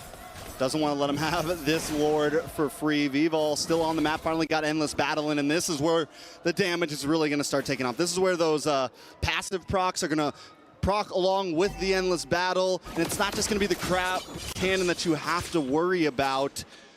So I like the way it's going here. And again, the big problem with having this Hanzo is you can't really rush Lord, right? When you already use your Pinnacle Ninja, you can't just stand there in front of Lord and basic attack it. You know, there's not a whole lot you can do. You need your team with you. So Teams Falcons Vega, we're pretty much back to ground zero here. Vitality on the Lord. Just bursting it down with Shell in the chaos now. Vivol picks it up with the Retribution. Pinnacle Ninja used up with the detonator. Implosion from Vivian in the back as the shove gets them as well. So much time bought. Final slash on the Shell. Still with the Brilliance. Still able to escape Fumi Echo. Against 3 members will finally be dealt with. 2 for 0. As Lord gets taken by Vitality. Violet is hovering over. She doesn't have the final slash, so it is all but over to fight Melee. Doesn't want it to be over. Jumps in again. Shell able to dash away from the Synchro Vision. Vivian gonna be choked down, but she is able to get the shove, forcing Melee to jump back to the Pinnacle Ninja. Okay, so Team Falcons Vega, they get the 2 kills. They try to push in onto the mid tower, but again, you have Vivol, you have Vivian. Vivol alone is gonna have some good wave clear. At this point though, Team Falcons Vega are finally gonna get something out of that win. As long as they can shred down this Lord, it's definitely a win for them in that last Lord pit. Taking a look at the items, Vivol, looking like we're going straight to BOD, straight to BOD. So Hunter Strike, Malefic Roar, Endless Battle, BOD. We're talking straight damage. As Nice would say, big damn. Now, on the side of Team Falcons Vega, I want to take a look at Chincha. We got that Magic Crystal in. We got the Feather of Heaven, Starling Scythe. We're starting to see Chincha really start to output a bit. Definitely ahead of Shell right now. Tower does not drop, so Team Falcons Vega lose essentially nothing out of that Lord. Yeah. This is why, by the way, for Team Vitality, this is a very risky composition to play because technically, yeah, you do have control over the neutral objectives, but in terms of structures, it's going to be really hard to start sieging down without a marksman. Damage dealt, though. Again, team fighting-wise, they're good. They're really good. Look at that Bane. Yeah, but Hanzo's sitting right behind, just waiting, you know? And as you said, Hanzo's just continuing to scale, and Hanzo, there's no answer to Hanzo. No. Zero answer to Hanzo. The only answer is kill everybody and then get to Hanzo. Or Fumi Echo needs to kind of sit a little bit farther away from these fights, find angles, and maybe get to the back line with a big penalty zone. You know, but one of them needs to be the so who do you send for the Hunter? Do you send somebody for the Hunter? Do you know? There's got to be some way to play around this. They need to find some answer because I don't know if just meeting them head on is the correct way to approach it. Yeah. I'm trying to think of ways now that you're mentioning it, right? At this point, how do you get to the Hanzo? Especially considering, look at how far Melee is from the team. She's just in the base, constantly using the Pinnacle Ninja, jumping back to the normal body. Fumi Echo, penalty zone implosion. Oh, she missed it! Violet able to flicker out of it. Shell with the Brilliance now on the Tau, who still has the Primal Wrath, decides to pop it in. The Dominator's descent was baited out too. These are some big resources. Wow, Violet! Big resources 15 seconds before the Lord comes in. Melee's already got Pinnacle Ninja ready to go. Chincha still has him on force. Funi and Thal are the only ones that use their ultimates, and that's not a big loss. And Funi's already got Black Shoes back. At this point, Team Falcons Vega could go for the Lord Rush here, but Team Vitality never seemed to feel shaken even after those mess-ups. They're still hanging out down here. They're still like, nah, we'll fight for this. We'll push this. Is it the right play, though? Final splash on the Fumi Echo, still able to survive right now. Jumps in with the penalty zone right now. Vivian goes in. Vivol is able to delete Chinchao. Sun back into the normal body now. No Pinnacle Ninja for a bit. But she finds it back again. She can go for it. Cine is waiting in the bush right now. Pops into Dominator's descent once again. And it's into the implosion, into the shove, and the chaos too. They find it this time. And Vivol is on a killing spree. BDB. Big Damage Bane. BDB. BDB. And we just saw Chincha lose about 90% of a health bar with about one shot and then finished off with the final one. Completely destroyed. Chincha now is going to have to second think about how she jumps into these fights. And now we're starting to see some of the downfalls of Maylane, right? If Maylane can't be there, if Thal goes down, if Thal gets shredded, then there's nothing to protect Chincha, right? There's nothing to protect Fumi at this point. So Team Falcons Vega also have to think about how they want to approach these fights, because now the damage scales are starting to heavily favor into Team Vitality. It's going to be very scary as we enter the base here. For Falcons Vega, they can still go for the defense, obviously. Oh, that damage on the Vivo. Whoa, might be able to find it. Deadly catch this engage. But that's a lot of HP burnt out of Vivo, as they still have a Lord to play with. Falcons Vega, good clear. They have a Lilia. They have a Harith. Pilot try to go for the final slash, unable to get it. A big resource spent. Lord up top, enhanced, charging down. Tal.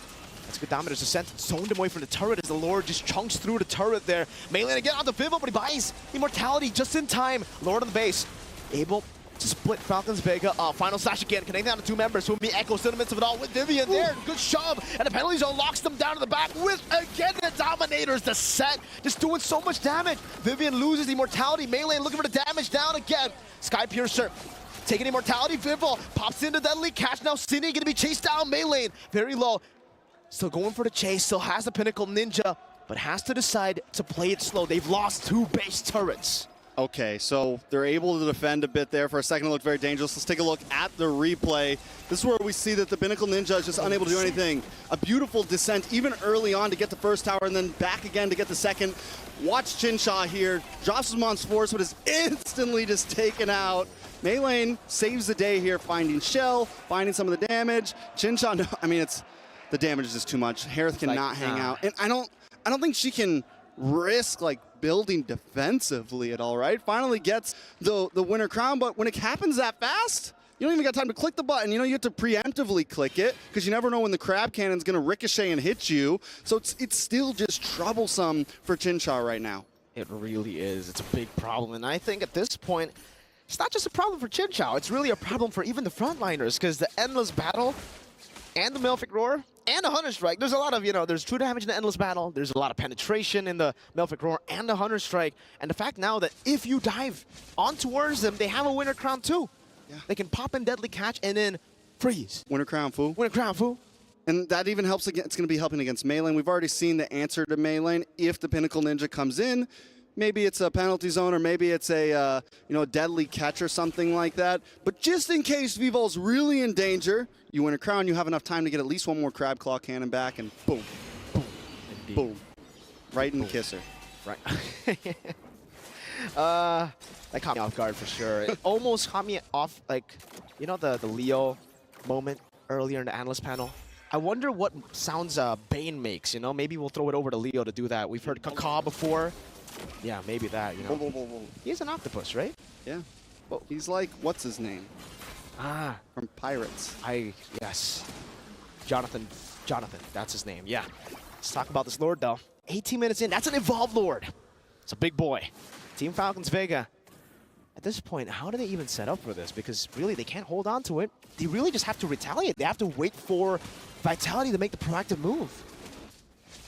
Malayne's going to be working on the purple buff. I mean, Team Falcons Vega are taking their time, but we already know Team Vitality can rush a Lord down if they want to. The last Lord got taken down in a matter of seconds. So if Team Vitality knows that Maylane is far away and knows Chincha is not in the game, I would not put it past Vitality at all to just jump onto this.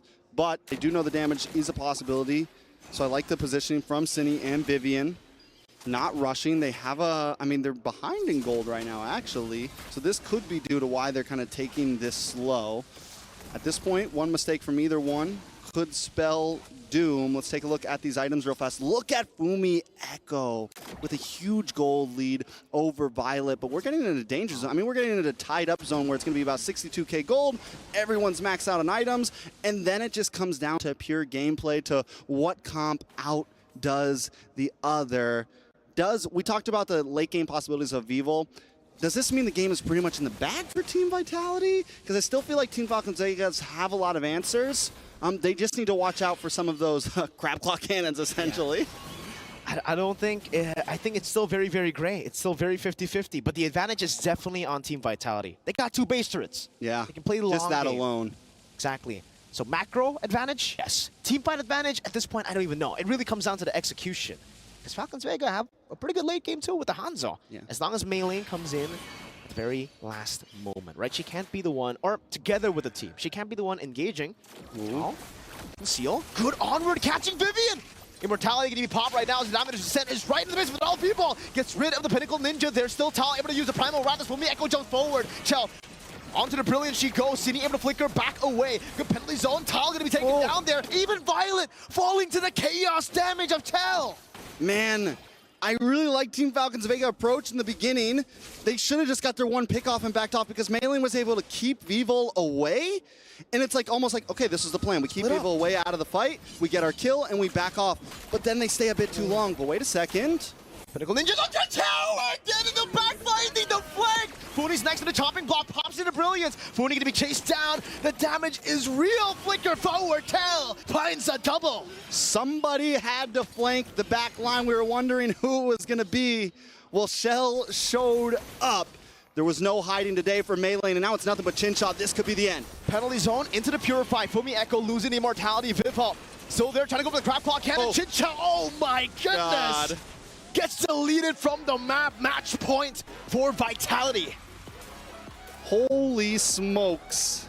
Team Vitality seems to have the answers right now. The Bane, man.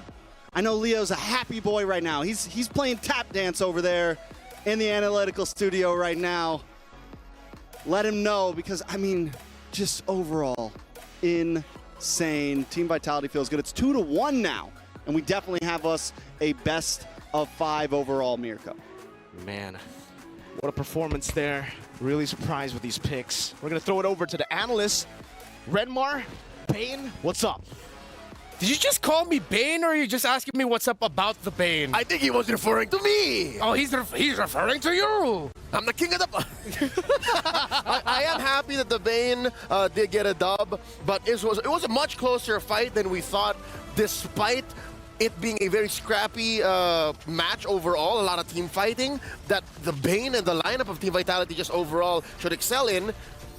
Falcons Vega really made this match take its toll on the defending champions. What was that, 20-something, 21? 22 minutes? Yeah, roughly around the 20-minute mark, a little bit over than that. They had to bring each other to the limit. Unique drafts for both sides. The gold lane Lunox, the jungle Bane. On the side for Vitality, or Falcons Vega rather, you see the Hanzo get shown up. So these are two lineups that have the potential to come up from dishonest angles, surprise angles as we would like to call them here in MLBB, where it's not the typical front to back, it's more of expect one or two to come off from a weird angle, changing the dynamic of a team fight. But one thing was sure though, in that game number 2, it was Vival. Vival was one of the surest things for that game number 2. Well, there is a saying, when Bane's inside your base, that's insane. It is. And just save for these objective fights again, the Turtle, the Lord, and even turrets, those are the main strengths of a Bane. But the way that they drafted, the way that they were able to create multiple boxes, again, we talked about the Zask on Chinny, that's where she is, and where the little spawn is. Yeah. Fumi Echo, where she eventually jumps in to get the penalty zone.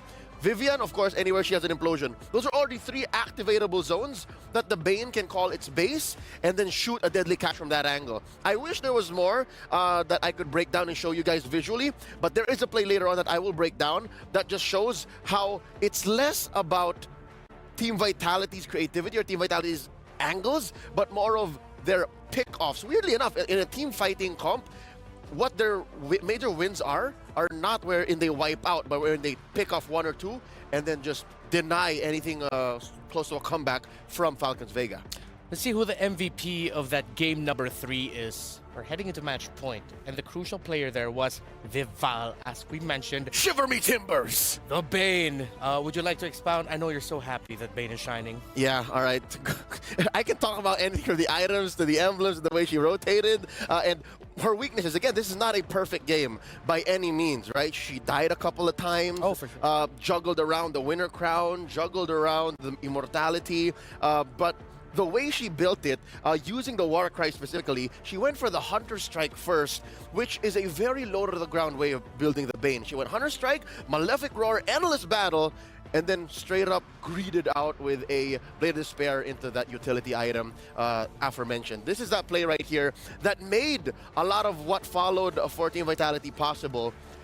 You have a Harith that has Purify that wants to make fights last under your zone of influence, under your circle or your box. But if you burst them down, if you put that little boy to take a nap, there's not much that your squad can do, even with Melee on the Hanzo, which is another key thing that the Bane on Vival made impossible. Because yes, the Ghost. The Pinnacle Ninja. Yes, it's my best friend right here. All right, here you go, buddy. Finally, someone taller. Finally, a hero that I'm taller than. He's stout, though. He's stout. He's stout. The Pinnacle Ninja, yes, when it comes through, it's chunkier than the Hanzo, believe it or not. It's chunkier than the Hanzo, but given the Warcry onto Vival's Bane, she's able to just chunk away, even through basic attacks. She doesn't need to wait for the Ale nor the Crab Claw Cannon to take down the Ghost. I think that was one of the key things that made her die just once, maybe. Remember those moments where the Ghost and everyone was chasing Vival? Yeah. The fact that she could basic attack that Ghost and stay make a tenth of her health, but not die.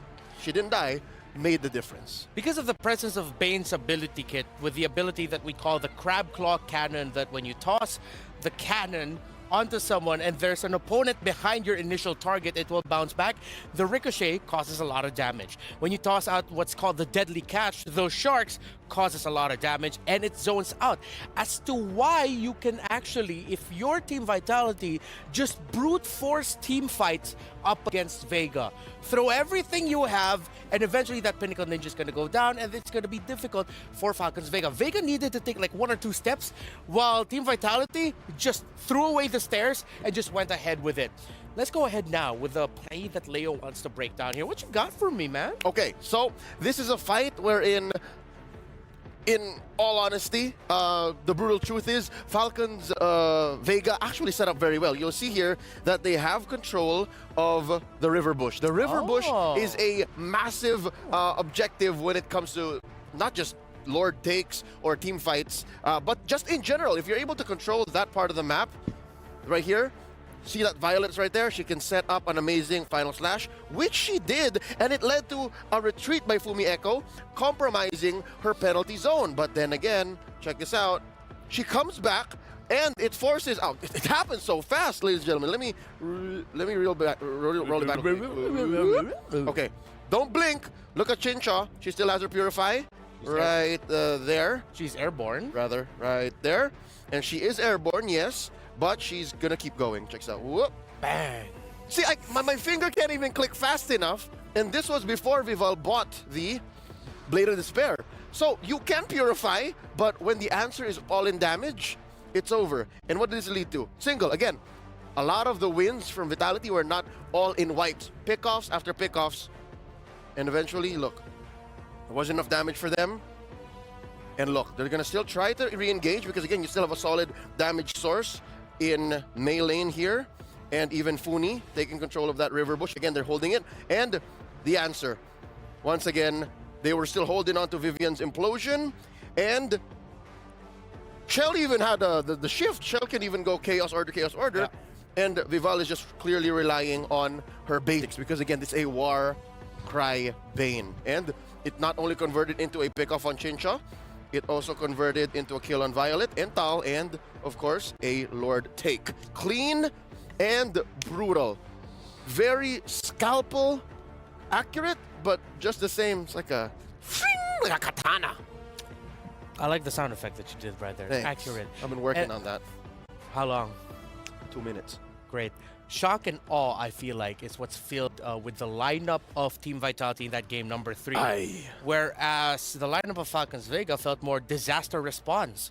And we saw that. And the times where they would try to shock and awe, again, that's where we saw they have to layer a few things before you get the full effect. Which luckily they have a lot of tools to do. Again, the final slash from Violet. Yeah. You have the panic button of the Primal Wrath.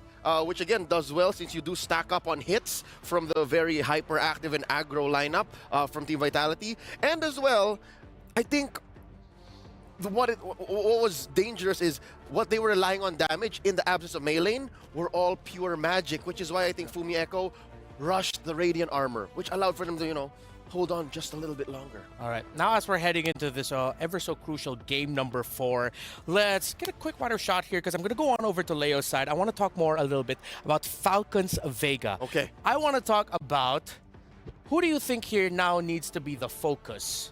Because it seems like it's been a little bit sometimes melee, sometimes whoever. Who do you think now that Team Falcons Vega needs to play around to really maximize the potential of them forcing a game number 5? All right. This might surprise you, but the answer is Chincho! Chincho? It's gotta be Chincho. It's always been Okay. Chincho. Ever since groups, playoffs, remember? Damn you, Chincho! Oh, yeah. If they can find a way to set the map up for her to do that, which I think they can, game 2 looked very good for Falcons Vega. Here, her on the Harith, maybe they may have forgotten how fast one could be bursted down, how the Harith is still a little soft baby boy. Yeah. That even if you do have a Purify, look, what Vitality drafted, this is worse than an Assassin. Harith can deal with an Assassin, could not deal with Zask, Bane, and Lunok. So Yeah. if they can do that, like protect Chincha, starting from the draft, then we're cooking. Yeah, and it adds to the point that Chincha seems to be that type of player that even though this draft it does not go well for her pick, she was able to get a good enough stat line on that Harith. So now I agree with you. Team Falcons Vega will have to reconsider their drafting priorities here and think about picking up something or drafting a lineup that will allow Chincha to just free hit from the backline or maybe get that late entry that she is so good at. So, for Team Moskov. Falcons Vega, Moskov. Yeah, I like that you immediately said Moskov. But it also goes to building your role mid and jungle really well so that Chincha, if ever the team fight goes in, she doesn't go into the fray right away. Either she'll go into the fray as a cleanup, like a Roger type of jungler, gold laner, That's right. or just a gold laner that won't even see any boxes of their opponents because you're in a safe distance. Yeah, but that's the Moskov, right? You are far away, maybe working on a turret elsewhere or hiding in a bush somewhere, throwing out the SOD, and then you essentially just bypass the box, bypass the zone, and draw straight lines towards A to B, taking down your opponents. That is the prize that they're fighting for. Glory, the trophy, MWI 2024. This is still only the semifinals. But if Vitality wins this now, we're going to see the Queens of MLBB able to defend their title. But Falcons Vega still has a chance to force game number 5. Vitality goes back onto the red side as Falcons Vega decides to go blue. Vitality takes away the Zask, respecting Funi in the mid. Zask is, I'd hate to say it, an easier hero to make a living nightmare than Jushin. I think they now share a fair amount of wins, given their sample size. But Yeah. when you think about Zask, he's annoying as is. Yeah. Jushin, when she's annoying, partly that's because there's really not much you can do. The extremes are just you know, higher for Jushin. I totally get you. It's like if Jushin gets picked up because it was picked and built to be annoying, while the Zask, no matter who you pair it up That's with, right. is just straight up annoying. So, Falcons Vega, let's see what they'll take out of the red side. Will they consider the Valentina ban, stuff like that? Vitality still hasn't taken away the Minotaur, so finally we might be able to see it in play. Oh, we're gonna see at least a Minotaur or a Valentina now. Yeah, because there can only be one. Valentina gets taken out. This looks like a very obvious Minotaur first pick, but Roger is still available. Minotaur! Minotaur. Are we going to get it? Because If not, what else? What could be more important than a Minotaur? Because again, Minotaur, a great hero for responding against or blocking out the potential heroes that have a lot of dashes, a la Roger. So now, if the Minotaur gets picked up here by Falcons Vega, Vitality... Oh, no, not that one bounce house. Okay, there's a pick that Coach Midnight of Cloud9 mentioned earlier, very first pickable. They pick up to Rizla, and now they're respecting Fumi Echo. We're finally going to see Fumi of Vitality in a different hero in the XP lane. Again, that's the known element. If Fumi Echo's gonna do anything, it's turn fights around. And how do you do that? You do it with a hero like Terizla, you do it with a hero like Edith, you do it with a hero like Arlott. And because of that, I don't think Vitality's going to budge. I think the fact that the Minotaur and the Tigreal are still open might not... Oh, never mind. If it's open, it's open. There you go, Mino. So the mother tanks gets the... Oh, look at that! Edith. If I'm not mistaken... Front line. That's a front line. Yeah, that's a front line right there.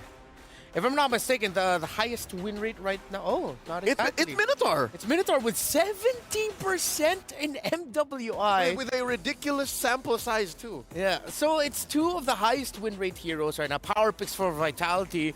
But now we're going to be seeing Jushin on the side of Falcons Vega. So far, the first two picks for Team Vitality are good Jushin picks. Like, she will throw away the onward combo. She will, disincentivize a jump from a Minotaur force out of flicker. Yep. So this is good.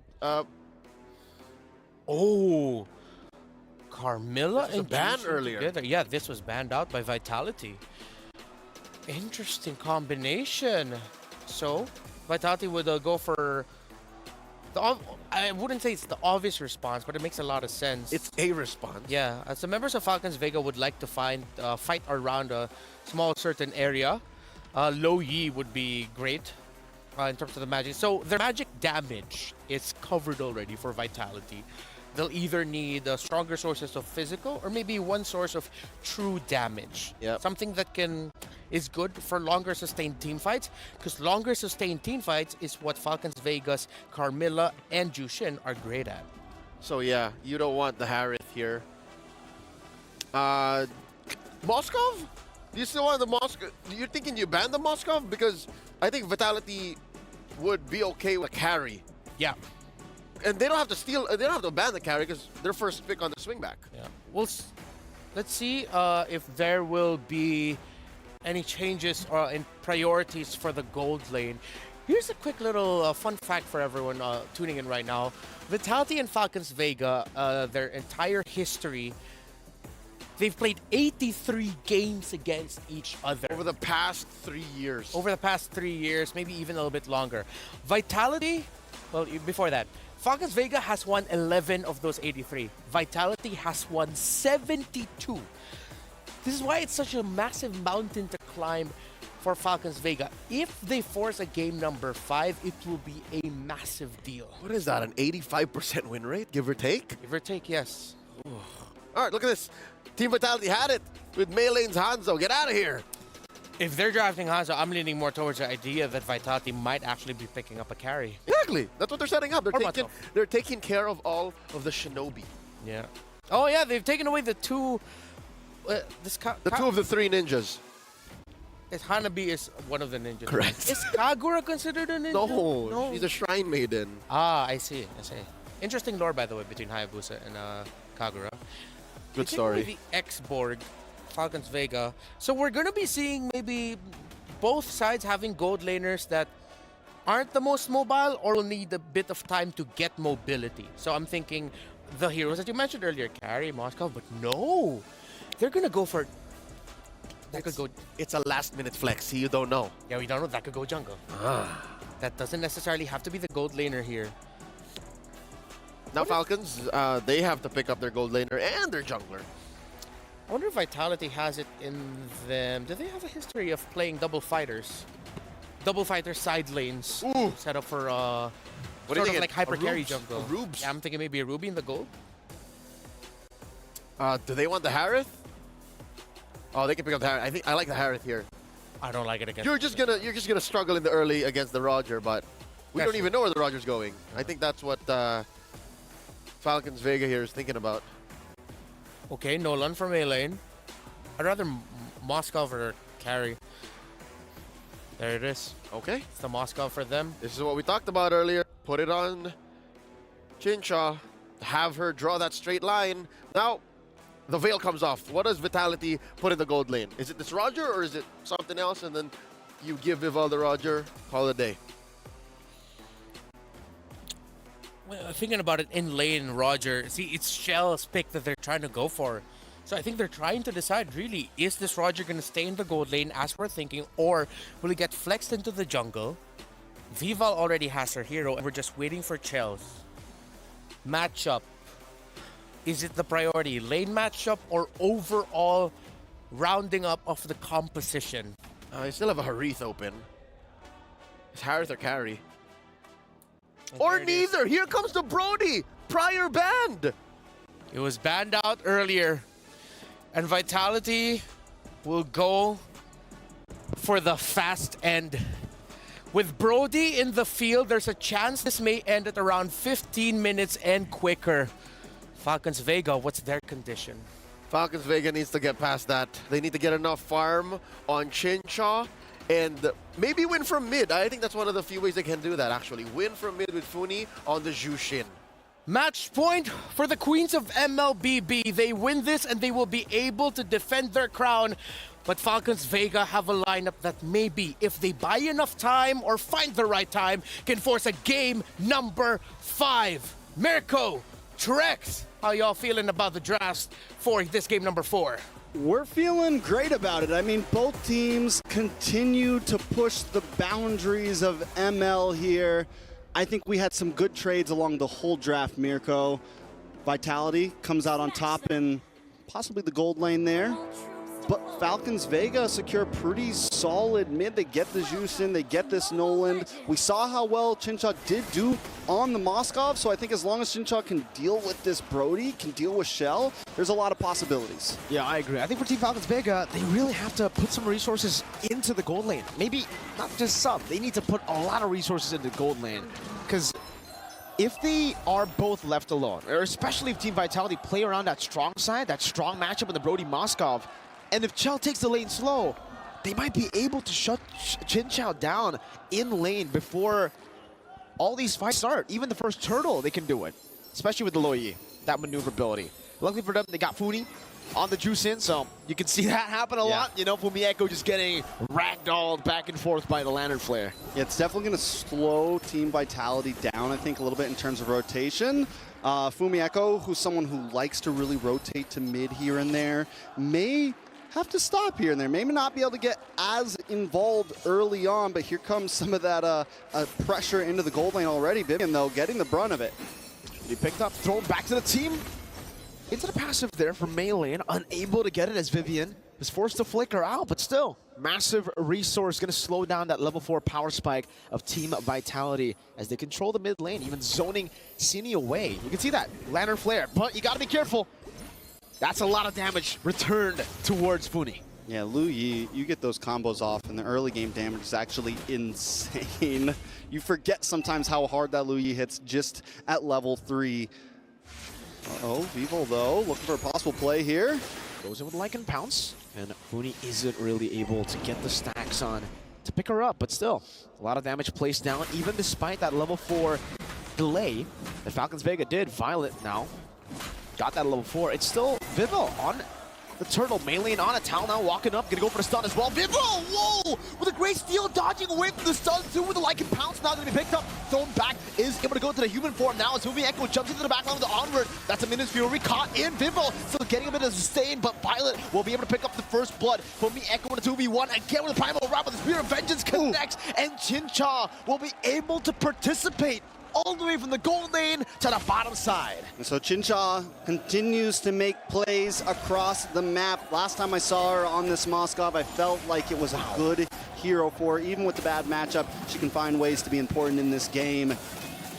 Team Vitality splits them up so well here. Yeah. They do lose Vival there, and it ends up not exactly working out in their favor, but you're already seeing some of the possibilities from their composition. They get the turtle in that, so at least they don't completely lose out. Looking at the gold, Team Falcons Vega, it's only about 500 right now. can see the reactions as well earlier from the coach, analyst there. You want to know a fun fact? The coach's name, Susu Gaja, that means elephant milk if you translate it to English. Have you ever had elephant's milk? No. It's not bad. Maybe that'll be a good question to ask him, you know? In an interview later on. Susu Gaja. Susu Gaga. No. Yeah. Suchu? Susu Susu? Gaja. Susu Gaja. There you go. It's a good name. It's a good name. Uh-oh. Fumi. Very interesting. Gets the melee, almost getting the fracture down. That was close. I like the ideas. Team Falcons Vegas always seems to come with a plan looking for these little pickoffs. If they can get it to pull off, it's definitely going to give them a nice early game lead. Still only holding about 500 gold. Taking a look at some of these emblems, Maylane is going to be able to get this lethal ignition, get a little burn to maybe secure some of these early game kills if things don't go, if she's not able to completely burst them down. On the side of Team Vitality, Cindy as well, lethal ignition, Shell. Gonna have a little bit more speed. Evil. I'm wondering exactly how this next turtle's gonna go. Team Vitality was able to steal it very smoothly. Evil with no one behind her was able to pull in. Does Team Falcons Vega want to try to zone her away this time? We'll see. It seems for Vivian this time around. Oh, they'll all actually make it. With diversion, Cindy gets spotted in. So Funi probably knows something is up, and yeah. Good read there by Funi. Seeing Cindy, knowing other members are there. Seems like for Vitality, they're still going for the contest. Earth Shadow Flicker combo into the Minus Fury. Mainly still able to dodge away from it. But Vivol gets a lot of space. Penalty zone, not connecting on anyone right now. So Miyako pops in Puddle Wrath. That's a double vacuum into Vivol, trying to run them down, but it's unable to do so. Chell with a good stun now. Torn apart memory, ready for the Purify. Gets the stacks out of there. Only getting Violet in the skirmish. Well played to both teams, but it's a win for Vitality. Yeah, a huge win for Vitality. I was thinking Team Falcons Vega might try to do the zoning, but in the end, Team Vitality pushes back Maylane. Look at the replay real quick. Maylane's already been pushed back. They did a great job on it. Chincha tries to come in. Boom. Not really able to do too much, but then the torn apart memories help seal the deal there. Shell still picks up the kill, even though not getting it with the ultimate, not getting it with the torn apart memories, but still gets a kill into the pocket, and that's going to put Shell in a great trajectory for the rest of this game. Upside though. Ooh, Chell? There's gonna be a diversion from Vitality. Chell has enough HP to survive. And again, Vitality turning around. Oh, pure vengeance. You do it. Onto the back. It's a very risky move. If you do it, you're gonna have to trade Chell for yourself. And Chell says, yeah, nah, I'm not gonna take that. That's just a bit of poke. Just a little bit of poke. So now both gold laners sitting with a kill in the pocket. Team Falcons Vega, man. Last time it was the EXP lane in the top side, and they tried to make a big gank, and it backfires on them. This time, once again, they go for that topside gank, but they just can't pull through. Team Vitality always there to help out the teammate. It almost seems like, you know, Vitality in their name, it grants them additional HP, just like the emblem, because they are able to survive a lot of these ganks that shouldn't really be survivable. That's a roadie, you know, no Purify, easy CC. It's a name buff. It's a name buff. Name buff, org buff, whatever you want to call it. Team Vitality sticking through now. Shell went for Sky Piercer, went for Blade of Hepatis, already has both, already got a little stack there. We haven't really gotten to see too many item builds coming from a Brody with all the new items because we haven't seen Brody that often, so I'm excited to see how Shell continues with this build. Slowly but surely, Vitality just controlling the map with the Lo Yi. And this is the reason, by the way, we were talking about the Lo Yi pick, why Falcons Vega are always kind of forced to ban or pick it up themselves. It's because this is Cindy's comfort, man. The fact that now she has it in her hands, she can make so many creative plays happen. And it's not a juicing. You can't, you know, pick people up, but you can teleport people. So that's, yeah, I don't know. You take it. Is it better to pick people up or to teleport people? Teleport people. In my personal opinion, I'm a big fan of the Yi, but Funi, I mean, I think, don't get me wrong, the Jushin's great, but she's having a little trouble with all these bulky boys in the way.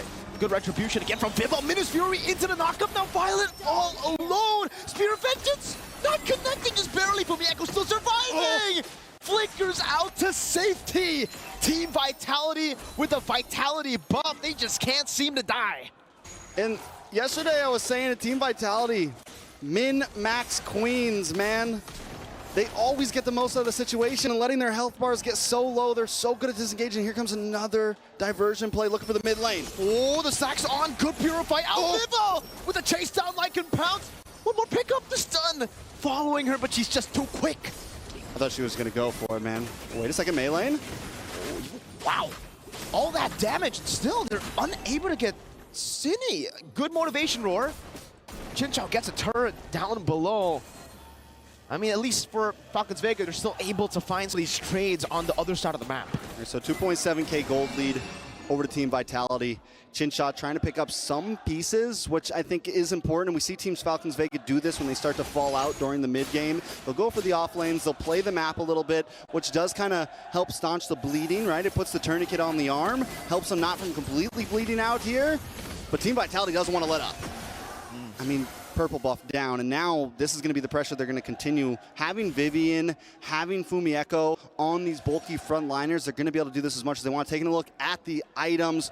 Once again, Vivol goes for this build, the Windtalker into the Sky Piercer. Next up's going to be the War Axe, and it just works out, and it's not something we see all the time. It's a little bit late on the sustainability, but the way the Team Vitality plays so aggressively, they always have two nice frontliners. She doesn't exactly need the sustainability brought from the War Axe or anything. She's able to do the damage, get stacks in early. Luckily, she took the death, I'm pretty sure, before she got her kill. Same thing with Shell, 3 kills now on the Sky Piercer, so starting to stack up a bit. War Axe finally locked in for Vivol. So this is just, it's going to start getting out of control here soon if Team Falcons Vega can't do something about it. Shell going to be caught in the Curse of Blood, still able to flicker out through Purify as well, as Vivian's going to be knocked up. Throw it back at him, Spear Misery to the back, and stunned up, Purified there. Oh, Chinchao versus 2, gets caught in the torn apart memory by Chell. From the Echo in the midst of it all with the Primal Wrath flickers out. And it becomes a win again for Vitality. Chincha tried to be her. She tried to be her. She is her. But she was not her today. Shell gets the outplay, tried to get the 1v2, and it could have been it. But it just felt like everyone was a little bit late to the blood pack. Melee wasn't there. Yes, they got a nice set on the 2 members. But the damage wasn't there to get that burst down on everybody. Team Falcons Vega falls short. Lord goes over the side of Team Vitality. Watch it. Beautiful ult. But nobody's there to output the damage. Chinchao shows up a little bit late. Tries to get the big outplay, gets stunned up by the second skill, and that was the problem you were talking about. The second skill from Brody just completely stops anything that Chinchao wants to do. Even with the Purify, doesn't really matter, does it? You can see the frustrated look on Chinchao. They're fighting for their tournament lives at this point, ladies and gentlemen. Single elimination in the semifinals. This is the final match to really, force it out to a Game 5. Vitality are leading. They want to eliminate Team Falcons Vega. If there's a time to make a miracle comeback happen, if there's a time for them to fly high, it's now. Team Falcons Vega, what do? I don't know. I mean, the problem is, too, is Shell's just really hitting stride, right? You're 4-0 on a Brody. Brody's not like the best. I mean, a decent early game, but mid-game's really when Brody starts to shine, especially when you're 4-0 with a Sky Piercer. I mean, it's going to make those torn apart, because Sky Piercer with torn apart memories, you're going to really secure those last hits. The more I think about it, because it's not a hero we've been thinking about much, but the more I think about it, Sky Piercer is just perfect for it, man, because you're looking, get everyone's health bars low, and then just reap the benefits. And just look at the turret damage. This is one of the strengths. Oh, good piercing damage coming down from Chinchao over to the minions towards Chell. But if Chell gets around to the turrets, she's going to be able to melt these turrets like it's nothing. That's the power of the Brody, and now I believe that was a Melfic Roar picked up by the Brody, by Chell. Something to point out here, though, damage dealt still all in the hands of Team Falcons Vega. Violent and Funi holding the lead, but it just goes to show that, yes, they've been doing an insane amount of damage, but there's the min-maxing from Team Vitality. They're so good at taking their health bars down to about 10% and still getting out of these fights safely. A little bit of a skirmish, though. Fortified memory going to be used up, and the execute from downtown Chell with the fadeaway Sky Piercer. That's 5-0-1 now. Another stack in the pocket. Shell's balling right now with the Sky Piercer. And I love the way they're slow playing some of these buffs too. They're hoping that Team Falcons Vega comes out to the jungle. They're gonna try to push it onto this tower now. Look at that siege. Look at the damage onto the turret. It's not even there. Nope. The Brody just demolishing these turrets. We call him the turret eater. Nom, nom, nom. Nom, nom, nom. That base is a glass house right now, and Team Vitality are throwing rocks at it. It's crumbling under the pressure of Shell. Funi just trying to clear lanes at this point. Lord's going to be up in 22 seconds, and it's looking like there's less and less possibilities. Chinshot does finally lock in Wind of Nature. Maybe that can be the answer for that big Hail Mary play that they're looking for, but Shell, that's like 2 items in 2 minutes, it felt like almost. I mean, time's moving a little bit faster for me, but still, Shell, man. This is going to be rough. Immortality does come in for Thal as well. Those fourth items at this point are starting to lock in for members. That might have just been a third item for Thal, possibly. But this is going to give him a little more sustainability. Earlier, I did see Melee as well, I think, lock in a Malefic Roar for a little bit more penetration. At that point, I mean, they might have even been able to do it, man. They could just showed up on top of all of them. But Lord now getting bursted down quick. Thal needs to find a big play. Needs to find a Curse of Blood. Funi? Missed. With a beacon there, Fumi Echo. With an Earth Shatter on the onward. What the heck was that damage? How? Gonna be executed even after flickering out. Violet is next to the chopping block. Tel's just too much of a beast in game number 4. They're just feeding him at this point. They got the spoon out doing the airplane. Here's Thal, here's Violet. Team Vitality, it's exactly what they want. They want you to get this engaged one at a time, and Team Falcons Vega don't have the damage to even get close to Shell. Shell just sits in between all the girls and is able to get free shots off, completely max items out at this point. 11.3K. Chinshaw just trying to get that last item in, maybe to be able to do something. Again, Turret Eater just nom-nomming through these base turrets. That's another one down. And it's before the enhanced Lord Funi. Knocked up by the Earth Shatter. Vitality is at a moment for Falcons Vega. Elimination point from Yeko. Earth Shatter in all low with Primal Rat now. That's again the execution coming down. It's a good Curse of Blood into the back line, doing a lot of damage. Venus Fury gonna be used up by Vivian, and this engages Vivol. Does enough damage. Shell again, trying to find memory. Finding 2 members in the back. Chell looking for more damage. Chinchou gonna be caught again in the double vacuum. Chell's just munching on the base. 1, 2, 3, and Vitality take it again. The Queens continue their reign of supremacy. Team Vitality, they don't care what you think. They don't care if it looked like they had a rough group stage or it looked like they had a rough